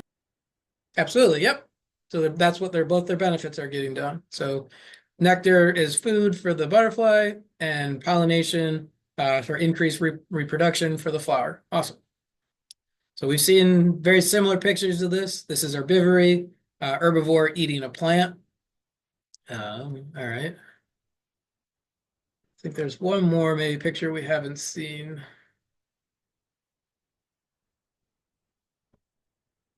Okay, so these are going to be the similar pictures, but now they ask actual questions with them.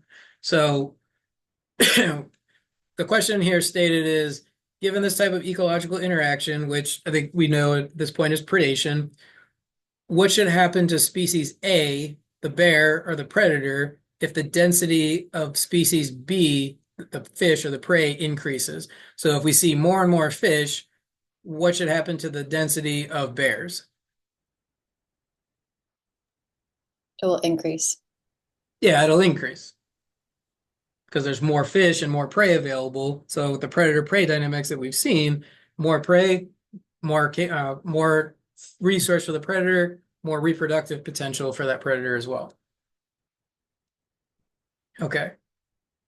So now this is a little different because we haven't talked about well, I guess we did talk about biodiversity a little bit and population numbers. So they did cover a little bit about this in the mutualism chapter. So if we're given this type of ecological interaction, which we've already established as a mutualism, what happens to species A if the density of species B increases?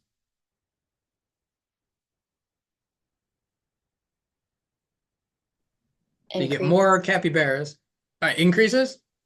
Mhm. I agree. And the reason for that is simply because it provides more resource available for species A, right? So if it has to be like a 1-to-1 ratio for bird to capybara, that's its whole meal is eating insects off of this capybara. But now this capybara has offspring, has 5 more offspring. The bird has offspring, 5 or 4. They can match up with the capybara, and as the capybara increases more and more offspring, you can have more and more resources available for that bird, and it'll increase both populations. And maybe part of the reason that this capybara is increasing is because it's less stress with this bird eating these harmful insects or parasites off of it, that it can allocate more energy to reproduction than recovery when these are removed from the birds. Okay, so for herbivory, given this type of ecological interaction, what should happen to species A, the plants, if the density of species B, the herbivore, increases? So if we have more herbivores, what's that going to do to the plants? Density. It'll decrease. Yeah, right? If there's more herbivores eating plants, they're going to eat more plants, so there's going to be less plants available. So pretty straightforward. Okay, so I think is the last one. Yeah. Given this type of interaction, which is parasitism we've established, what should happen to species A, the host, if the density of species B, the parasite, increases?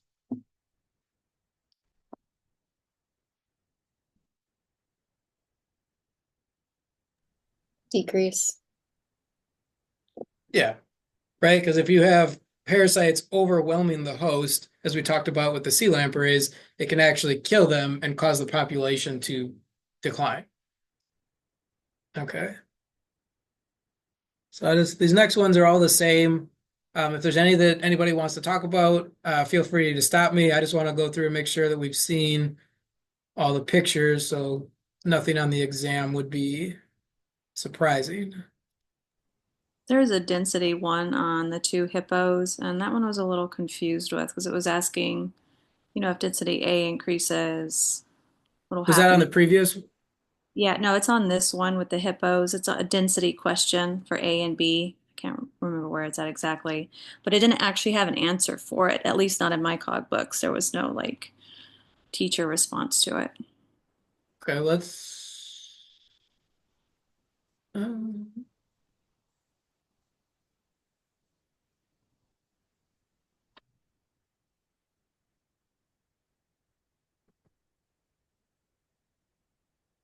it was maybe it maybe one of the extra supplemental ones. I'm just not It finding it.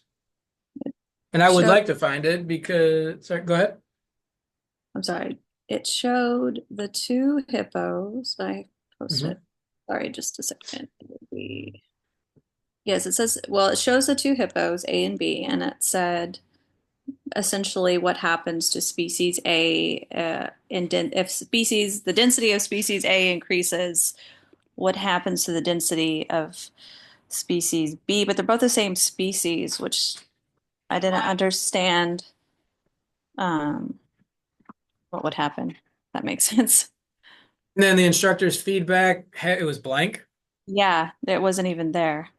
I don't know if it's just That log books is off or that might be an error that didn't get deleted because if you have hippos of the same species, uh-huh. you can increase one over the other. So Mhm. if it's intra-specific competition, if species A increases, what happens to species B? Well, it increases because it's the same species as species A, Yeah. right?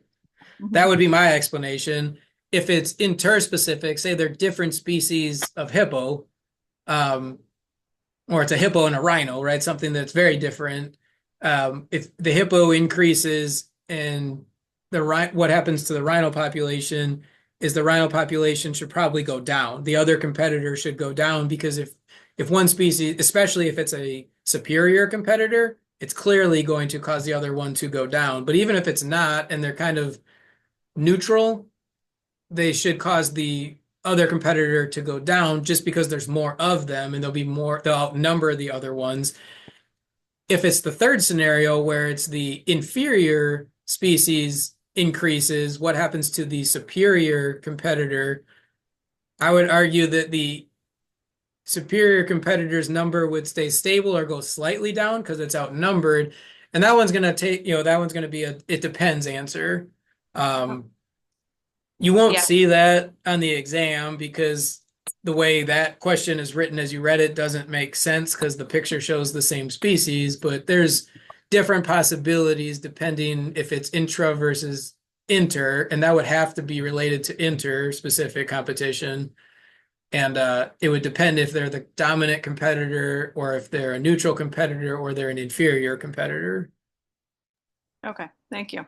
So That's that just that could have been turned into a good question, but Cockbooks developers kind of dropped the ball there, unfortunately.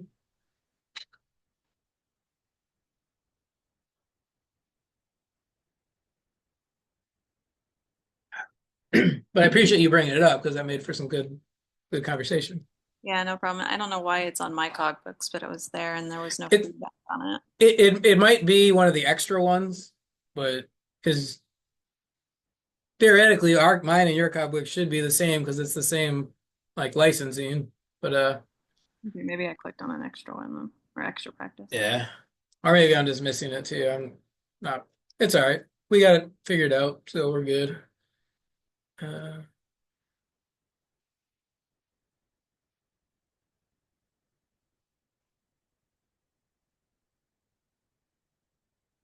just want to double check it's not in the last one that okay. All right. And then Cogbooks goes back to some topics and talks about trophic levels in a little bit more detail. And it describes them by definition that trophic levels are the levels in a food chain or food web of an ecosystem. Um, and then you have the different levels they describe a little bit as primary consumers, secondary consumers, and tertiary consumers.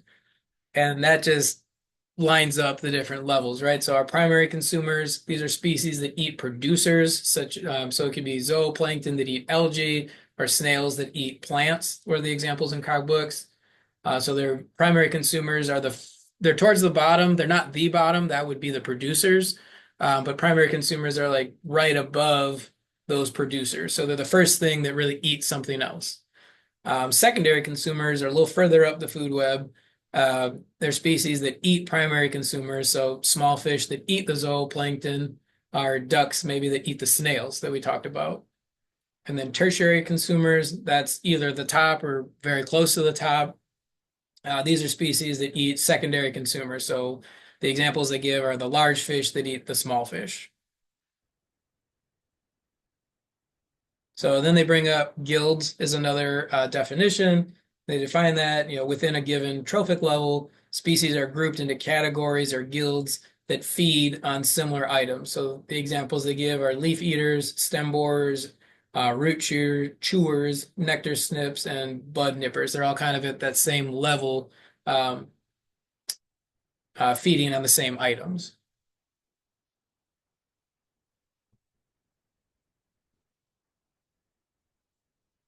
Okay. Now we get into direct versus indirect effects, which can lead to trophic cascades. Trophic cascades, by just definition, is when indirect effects are initiated by a predator. So I think a good thing to, oh shoot, come on, bump my cord. All right, is my screen back up for you guys? Yeah. Okay, thank you. I was bought one of my cords and my screen went black. So, all right. So I think maybe the best way is to kind of talk about indirect and direct effects is through this diagram. Because I will say you will see this diagram again on the exam. So this will be, the information here you'll want to understand. It starts with the predator, right? The trophic cascade. And what we see is we have a fish, we have a larval dragonfly, an adult dragonfly, and a pollinator. And plants, I don't know why they don't label them because they have arrows going to them, but that's okay. We'll talk about it. But then we see a bunch of arrows, right? We see solid lines, which are represented by direct effects, and we see dotted lines, which are represented by indirect effects. And then we see pluses and minuses on these said lines, because a direct or indirect effect can have a positive or negative effect on another organism. So if we start with the fish, it has a direct effect on the larval dragonfly that's negative. Why is that a negative direct effect?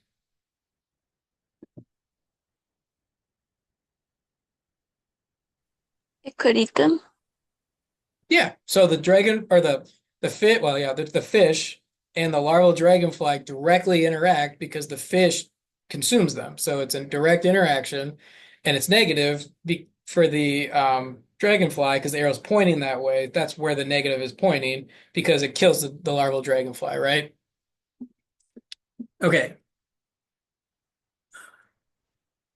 And then we have a positive direct effect from the larval dragonfly to the adult dragonfly. Why is that a positive direct effect?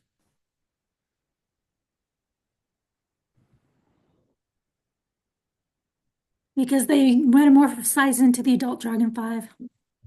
Yep. So the larval dragonfly turn into adult dragonfly, and it's positive because if they survive and go through the metamorphosis as you described, it increases the number of adult dragonflies, which is positive to that population.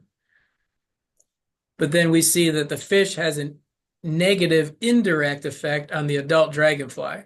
And the reason this is negative and indirect is because the fish don't directly interact with the adult dragonfly, right? They directly interact with the larval dragonfly. So if they lower their numbers, that's going to indirectly lower the numbers of the adult dragonfly. And then we have positive indirect effects from the fish to the pollinator and to the plants. And that's partially because if we continue this step, the adult dragonfly eats the pollinator. So that's why it has a negative direct effect on the pollinator. And the pollinator has a positive direct effect on the plants because it pollinates them, right? But the reason the fish has these indirect effects on the pollinator is because if it eats the larval dragonfly, that's a direct negative effect, right? As we said. it reduces the number of adult dragonflies and therefore reduces the number of predators on the pollinator, which is positive, and that's why it's an indirect positive effect on the pollinator. And it also has that indirect positive effect on the plants, because if we have fewer adult dragonflies being made, we have more pollinators or less pollinators being eaten, so we have more pollinators left, and pollinators have that direct effect of pollinating the plants. So that's why it's indirectly benefiting or positively affecting the plants, because it's essentially the fish is protecting the pollinator and allowing it to pollinate by killing the larval dragonfly, which reduces the adult dragonfly population. Are there any questions on the indirect or direct effects of this scenario?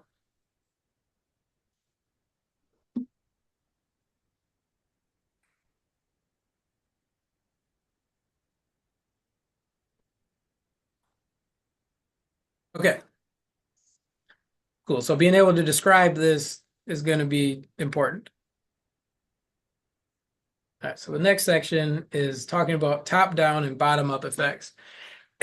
And really what it's showing is where is the pressure and what is the determining factor of population levels? Is it coming from the bottom up or coming from the top down? And if we look at bottom up control, where it's coming from the bottom, so we start at the bottom with our producers. If we have few level of producers, we're going to have, not a lot of food for the primary consumers to eat, so their numbers are going to be low, which is going to cause, have limited food for the secondary consumers, so their numbers are going to be low, which is going to have limited food for the tertiary consumers, and their numbers will be low. And if we see the opposite, where we have a lot of producers, that'll feed the primary consumers so they can grow, feed the secondary consumers so they can grow, and feed the tertiary consumers so their population numbers can grow. Conversely, you have the top down. If we start with a few predators at the top, it's going to allow for the secondary consumers numbers to grow because they don't have a lot strong predation pressure on them. But if the secondary consumers levels grow, they're going to be predators to primary consumers and have a high level of predation. So it's going to crash kind of this primary consumer level. And if they're low in number, there's going to be a few predators that are acting on the producers. So there's going to be a lot of producers. So it's a little bit different results depending if this is top down. And again, if we have the opposite scenario, we have a lot of tertiary consumers at the top. They're going to, reduce the number of secondary consumers, which is going to allow the primary consumers to be at a higher level, which will reduce the producers level. So again, depending if where you start, top or bottom, and how, if the top or bottom starts at a high level, is going to affect different groups within that food web. It's going to affect the densities of those groups.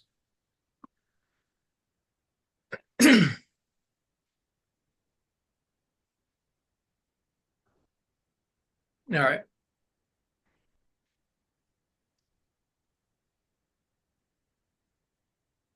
Okay, then we have these two activities. So this is going to be, not quite a food web. This is more of a food chain because it's a linear response, right? You have grass that is fed on by grasshoppers, and grasshoppers are eaten by the mouse population, and the mouse population is eaten by the owls.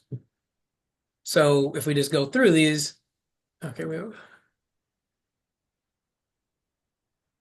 okay. Appreciate you sending that. No, you're good. Because this is something that we talked about. Yeah, I think the way Cogwicks wrote this is just an error because they're presumably the same species. And that's potentially why it didn't have instructor feedback. So that's unfortunate, but I think we're good the way we talked through it. Okay, so let's go back to these indirect effects, right? So the first question is, what should happen to the density of owls if the density of grasshoppers decreases, right?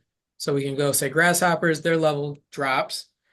It's going to indirectly affect the owls because there's no direct effect with them. So let's walk our way up this food chain, right?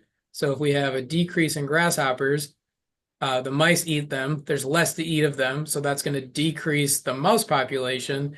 And if we decrease the mouse population, that's going to decrease the owl population, right? Okay. So what about number two? What should happen to the density of mice if the density of grass increases? What do we think?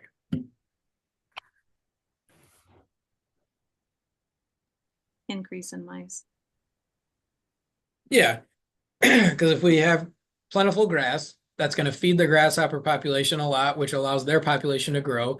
And if their population grows, their predator, the mouse population, can also grow. So we'll see an increase in the mouse population.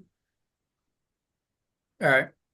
What about three? What should happen to the density of owls if the grass population increases? So that's basically exactly what we just did, just one step further. So, to recap, more grass allows for more grasshoppers to be fed, allows for more mice to be fed, allows for more owls to be fed and reproduce. So that would also increase.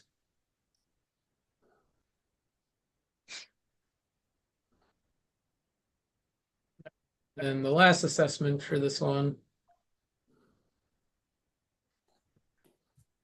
All right, so this one, same idea. It's a food chain because it's a linear line, even though it kind of curls around to fit on the page, but there's no interactions beyond one level. Okay, so same idea, right? Given this food chain, what would happen to the density of chameleons if the density of mongooses decreases? So they're the top predator, they decrease, which is going to put less pressure on the snake and allow their population to increase. And if we have more snakes, they're going to feed more on chameleons, which is going to cause their population to decrease. All right. What about number two? So given this food chain, what should happen to the density of caterpillars if the density of mongooses increases? So kind of the same, we got to the chameleons, right? So high level of mongoose creates low level of snakes because they're feeding on it. A low level of snakes increases. Did I read that right? Given. Okay, so it is my bad. It is the opposite of number one, so that's why my brain was a little confused. I thought it was the same. But either way, we have an increase in mongoose causes a decrease in snake. A decrease in snake allows for an increase in chameleon, and an increase in chameleon is going to cause a decrease in the caterpillar, right? Okay. And then what about, given the food chain, what should happen to the density of snakes if the leaves increase? All right, so if we start at the bottom and we have an increase in leaves, how is that going to affect the snakes?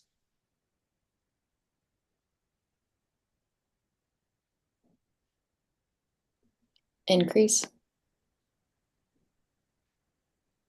Yes, because everybody is going to increase. If we have more leaves, that's more food at the bottom to feed the caterpillars. It lets their population grow, which feeds the chameleons. It lets their population grow, which feeds the snakes, which allows their population to grow. So that would be an increase. All right, and the last one, given this food chain, what should happen to the mongoose if the density of caterpillars decreases? So we're losing caterpillars. How does that affect the mongoose? Right, we have less caterpillars to feed the chameleons, so it's going to lower their level. Less chameleons to feed the snake is going to lower their level, and less snakes to feed the mongoose should decrease the mongoose population. Is there any questions on how to interpret these food chains as far as changes in density?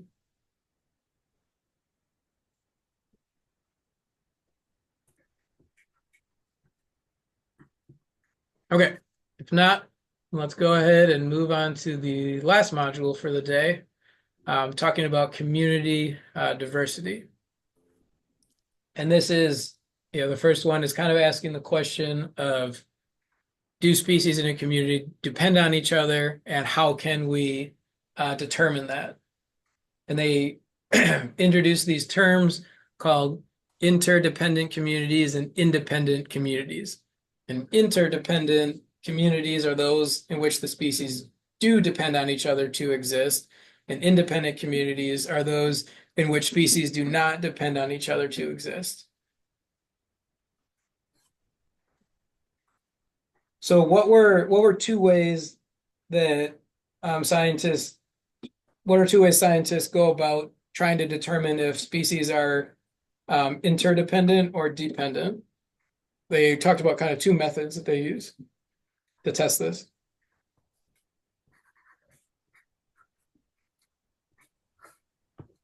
You could remove a species. Yeah, so one is species removal studies. If you have species A and species B, and you remove species B and species A dies off, does that indicate they're interdependent or independent? Interdependent. Yeah, so if you remove the one and the other dies, they were likely dependent on that other species. That's a good indication that they're interdependent. Now, if you get the opposite, where they're independent, you have species A and species B, and you remove species B, you have two possible outcomes. Species A can remain the same, or species A can actually increase in its productivity, right? Because you removed its potential competition. So there's more potential for species A that remains to eat more, said resources or have more space or what other common resources they shared. So they might actually do better with the removal of that species, which would be evidence for being independent. Um, The other one they talked about were line transect studies, right? Where they started in a single location and they walked a transect kind of in a straight line. And then what they did is they looked at how do groups of species or even individuals, more groups of species, how do they kind of disappear together or do they stay together? If they were interdependent, they stated that they should observe groups of species, so call it A, B, and C, appearing together and disappearing together. So, they would start at location one and they see species A, B, and C, and they walk to location two. So maybe it's, 200 meters away, and they see species D, E, and F, right? So it's a whole new group or suite of species that they see in that location versus the other location had a different group. And that kind of, shows that they're disappearing together, which would give in some evidence that they're interdependent. Rather, if they were independent, at location one, they see species A, B, and C, and they walk to location two, they see species A, D, and E. They could say that A is independent of B and C because they're located with other organisms, so they don't depend on them to survive. So when it says observing species distributions along environmental gradients, the environmental gradients, is that the line? Is like, what does that mean? Yeah, the environmental gradient would be like a direction in a straight line, but by gradient, I think what they're getting at is you could start maybe location one is a forest, and then it turns into a grassland, and then it turns into like a desert, right? That's the environment is changing along, in a gradient fashion, and in those different environments or across that gradient at different locations, you're seeing species either stay the same or species change, species composition. Okay, thank you. Good question. Okay.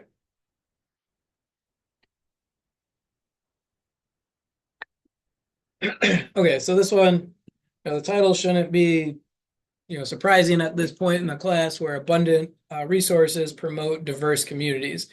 Because abundant resources is able to provide nutrients or whatever the resource is, so it can allow numbers to increase. It also decreases level of competition, and as we talked about, competition is negative for both organisms or species involved. So if it reduces competition and cuts that out, the net effect can be more potentially positive. And then it talks a little bit about some patterns of productivity along species richness, right? So species richness can display any of these given patterns here.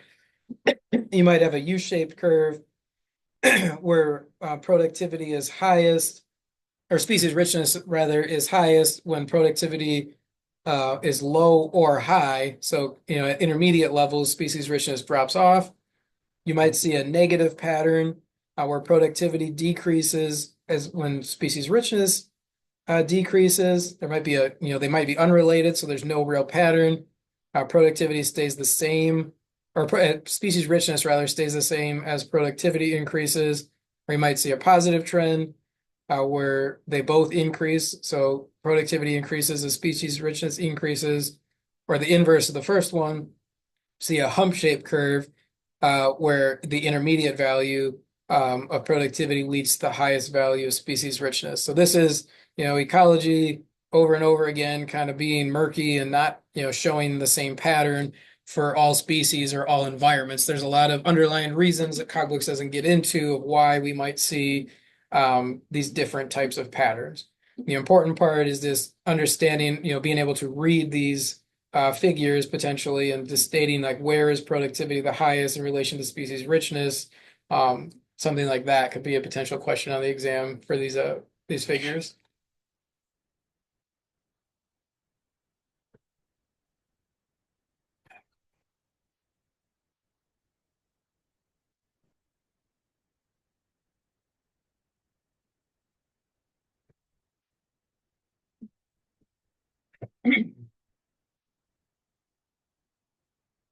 Okay. So then this one, again, this is building off of knowledge that we've, kind of gone over and learned in this course. Diverse habitat promotes diverse communities. If we have a diverse habitat, there's going to be a lot of different types of resources, ranging from food to, water sources. There's different types of shelters or nesting resources. And the more of that, resources that are available and the different types of resources provides, fulfills the different niches of different organisms and can increase diversity in that community. So, and this is just using some data. They give us an example. So the foliage height diversity, so short foliage, medium foliage, high foliage, and bird species diversity. So as the foliage diversity increases, so containing all three, containing less, and being very not diverse, right here for foliage height. What we see is as that foliage diversity increases, containing all levels of foliage, the bird species diversity also increases. So this is a positive, correlation that we're seeing.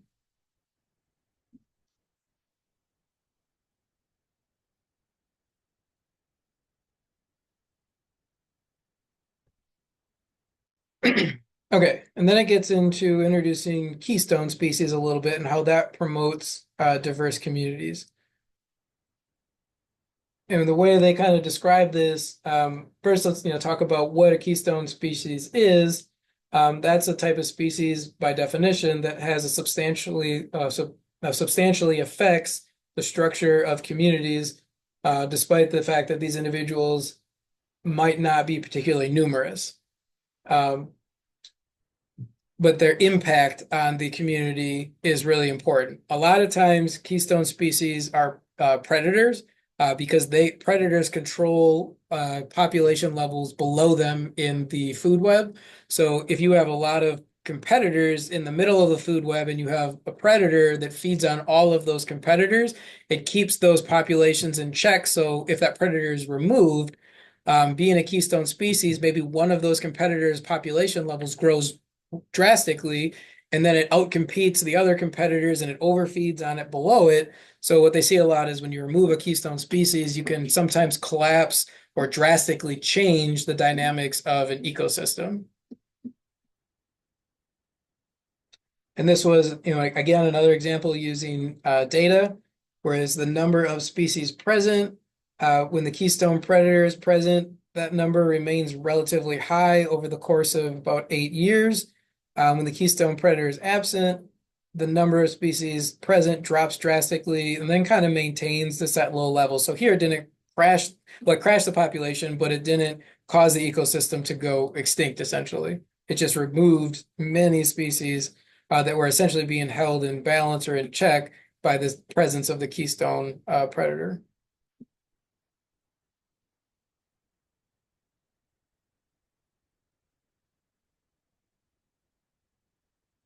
Okay, then we talk about community stability. By definition, that's just the ability of a community to maintain a particular structure. And that would be kind of like if it's a forest, maintaining that forest where it doesn't become, maybe if it's a young growth forest, it would change its structure if it developed into an old growth forest, or it would change its structure maybe if there was a fire and then it regrew kind of as a grass field. That would be changing in the structure of that environment. And then it introduces community resistance and community resilience. So by definition, community resistance, it's a measure of how much a community changes when acted upon by some disturbance, such as the addition or removal of species. So if you have an introduced species that becomes an invasive species and it is damaging that community, the resistance is going to be a measure of how much the community changes. If it changes completely, right? There's not a whole lot of community resistance, but if it changes minimally, there's a high level of community resistance. And then the community resilience, that's a measure of the time it takes after a disturbance for community to return to its original state. So if we talk about a state being, again, that forest example, and we have a forest fire, how long is it going to take for that community to become the same level of forest again?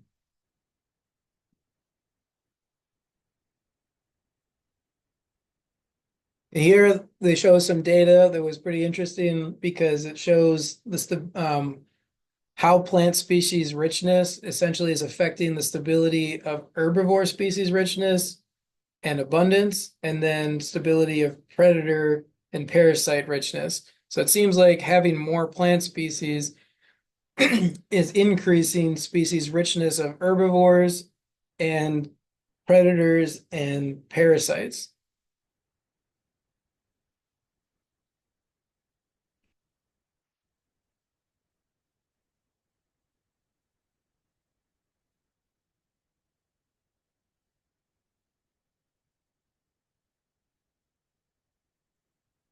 Okay, and in this section, we talk a little bit about alternative stable states. Um, and the important keys that I took away from this section is that sometimes when a stable community is strongly perturbed, it does not bounce back to its original state. Rather, it is disturbed so much that the species competition and relative abundance of a population in the community change. The new community structure is called the alternative stable state.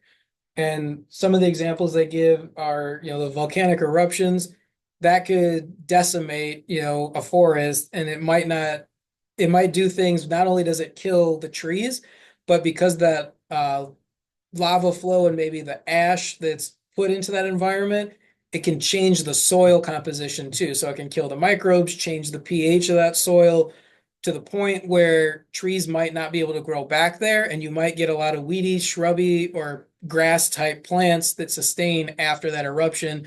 So that's where it changed to an alternative stable state because so much of that environment was changed, it can't go back to its original state of a forest. Or it might become flooding, right? If there's severe flooding in an area, it might change a forest into, or a grassland into like a wetland or a swampland.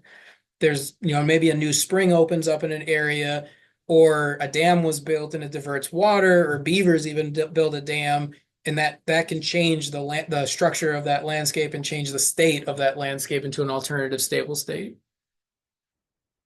And until something drastic is altered again with a volcanic eruption, it'd be pretty hard to get a forest back if it affected the soil. But things like a beaver dam could potentially be removed. And if that water's drained, it might go from a wetland back into a grassland.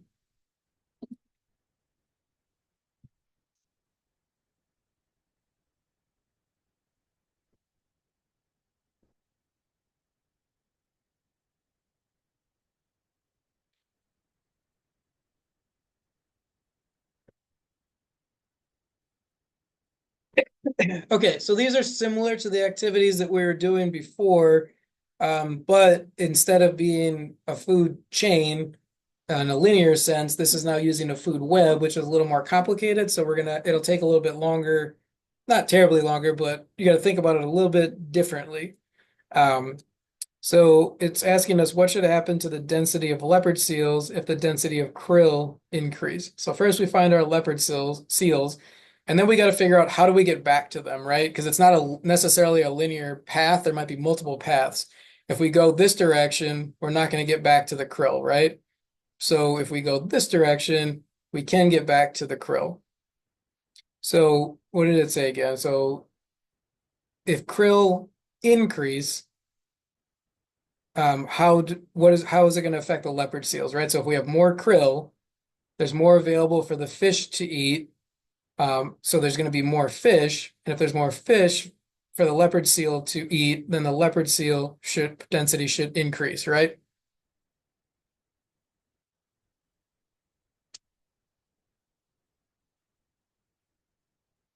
All right, so then this one says, what should happen to the density of phytoplankton if the density of blue whales increases?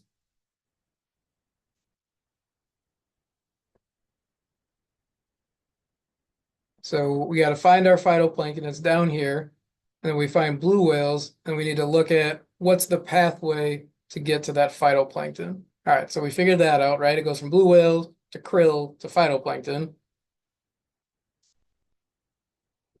And now it says if blue whales increases, what is that going to do to the density of the krill?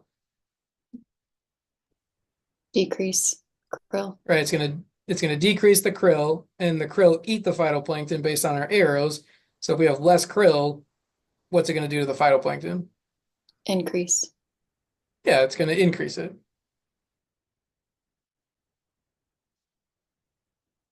All right, so that one, density should increase. Pretty straightforward. All right, so what should happen to the density of seaweed if the density of penguins decreases? So first, let's find our seaweed and our penguins. So our seaweed is here. We can only go one direction, right? We got to start going this way to the crab, to the squid, to the penguin. All right, so we found our path. And then it said, what happens to the density of the seaweed if penguins decrease? So we have less penguins. What does that do to the squid? Increase. Right, it increases. So we have more squid now, right? Because they have less predation pressure, but their predators are the crab. So if we have more squid, they're going to eat more of the crab and reduce their numbers.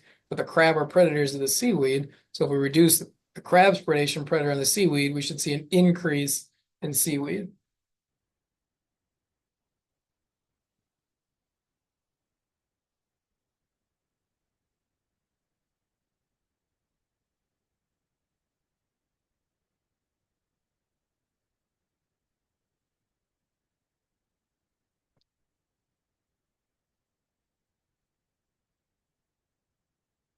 All right.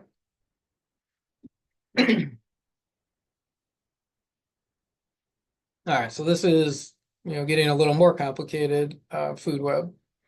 So it asks, what should happen to the density of the osprey? That's up top here. So this is a top predator. If the density of benthic invertebrates increases. And those are down here. So we got to go from benthic invertebrates. We go forward to sea ducks, to bald eagles. It doesn't get us to the osprey. So here we'd have to go back to phytoplankton, small fish, the large fish, to osprey. Okay, so now we found our path. Benthic invertebrates increases, so there's more predators on phytoplankton. It'll decrease the phytoplankton, right? And if there's less phytoplankton, it'll decrease the small fish. If there's less small fish, it'll decrease the large fish. And if there's less large fish, it can decrease the osprey. So that's where density should decrease. Okay. What about this one? What should happen to the density of sea ducks if the density of large fish increases? So large fish to sea ducks. Now this one's interesting because you can go potentially two different ways, right? You can go large fish to eagles to sea ducks, or you could go large fish to small fish to phytoplankton to benthic invertebrates to sea ducks. And I would recommend maybe going both ways to start and see if they match. And if they don't match, just start discussing why they don't match. If we start here and we have more large fish, that's going to go to the bald eagle. That could increase the number of bald eagles, and an increased number of bald eagles could potentially reduce the number of sea ducks. But now we go backwards. If we increase the number of large fish, that is going to decrease the amount of small fish, which will allow for phytoplankton to increase, which will allow for benthic invertebrates to increase, which will allow for sea ducks to increase. So we got one of each, it looked like, right? And the answer is increase. Why wouldn't it be decrease, do we think?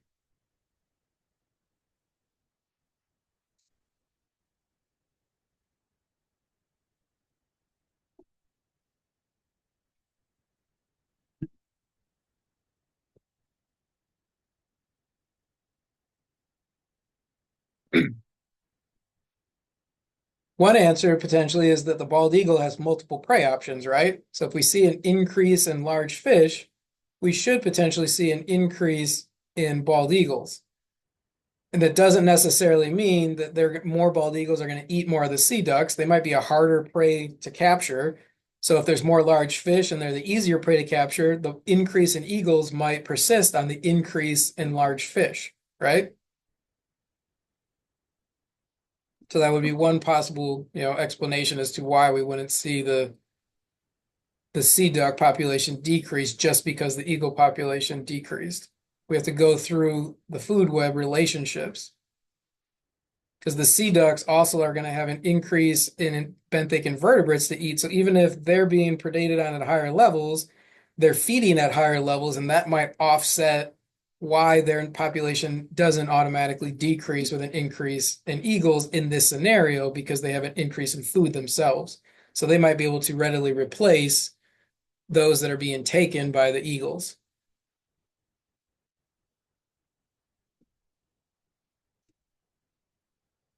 All right, what about number 3?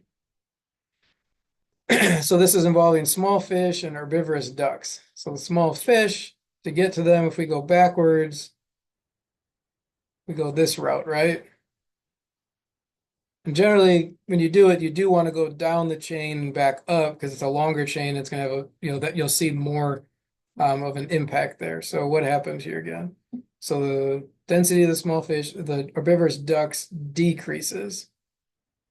So actually, I did it backwards to start. We start with the herbivorous duck and get to the fish. So we start here, go to bivalves, the phytoplankton to the fish. Okay, now we know our path that we're going to take.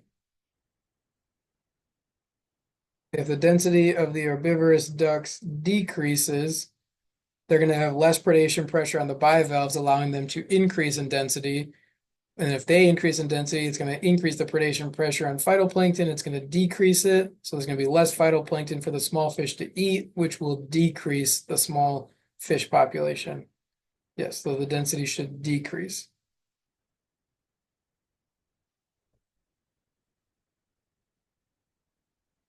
All right, are there any questions on interpreting changes in density with these food web examples? Because these are something that, again, you could pretty easily see on the exam to have very similar questions like this using a type of food web.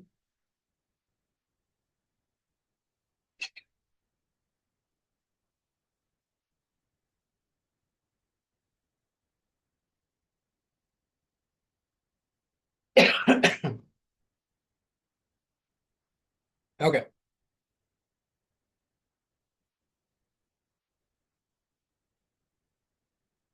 All right.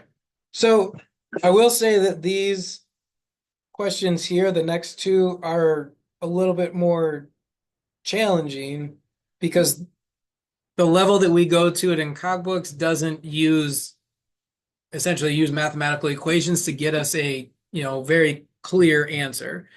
It's a little bit more subjective from this level because we're having to use biological arguments to speculate which ones we think are. So if you get a question on an exam like this and you get it marked wrong, I'm very, very open to you providing a biological explanation and giving either full or partial credit depending on your biological explanation. So don't initially get, too frustrated if you get one of these on the exam wrong.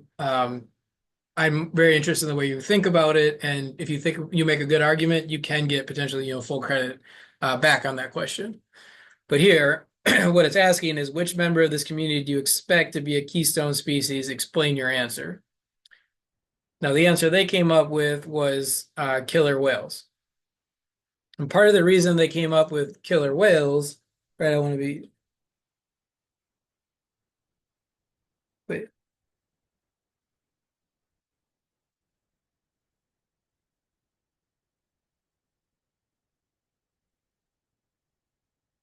Okay, they did. I just want to make sure before I went on that I remember remembering correctly.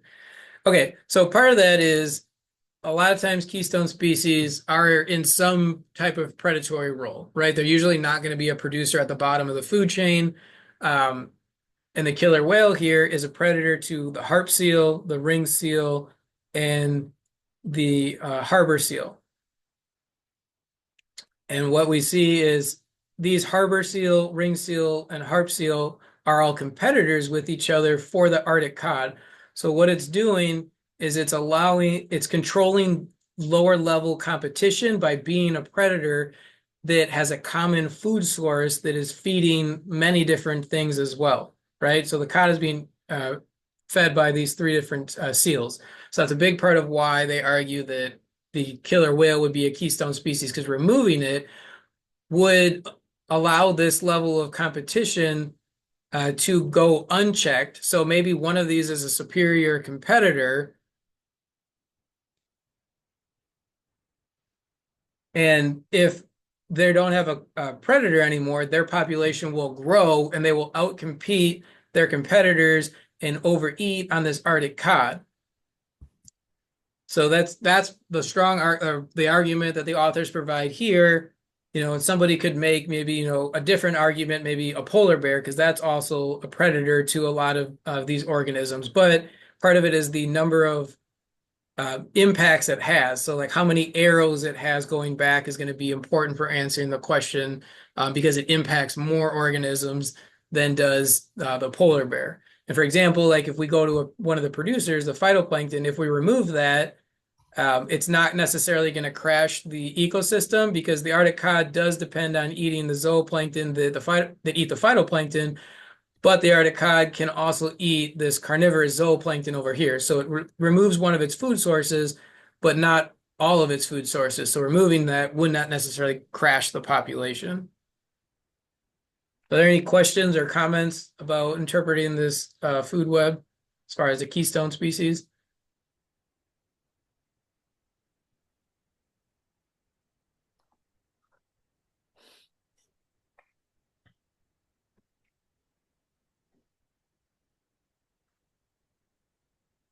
Okay. If not, let's move on to this next one. So this says, the first question asks, which member of this community do you expect to be a keystone species? Explain your answer. And what the authors come up with is the snake, right? And they argue that removing the snake would have an impact because it's a predator to the frog, which eats the dragonfly and eats the fly, and it interferes with lower levels of competition. Some people might make an argument, for the kingfisher, because that's a predator that interacts with competition at lower levels. But again, with our limited amount of information on this, it's a little subjective. And to make it somewhat objective, because we're not doing any calculations here, which technically can be done at higher levels, but that's beyond this course. We look at the number of arrows kind of going back, and there's more technically, I would say, on this side than there are up on this side. So that would be one of the possible arguments for why a snake might be argued as the keystone species compared to the kingfisher.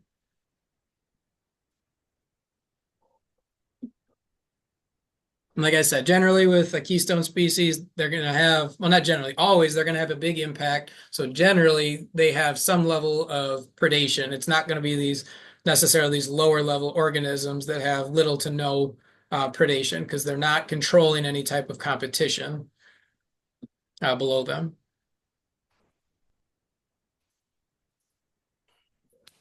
Okay, are there any questions with this module or any of the other modules kind of that we went over tonight that we haven't gotten to yet? I'm sorry, on this one, can you say again why the snake over the kingfisher? The snake over the kingfisher is likely because it has more arrows going back, so it has a stronger impact, meaning that it affects a larger number of species than the kingfisher does. Okay, thank you. Wish cogbooks would go into a little bit more detail on these, but we got to kind of work with what we have. So that level of explanation is what would be looked for on the exam with one of these.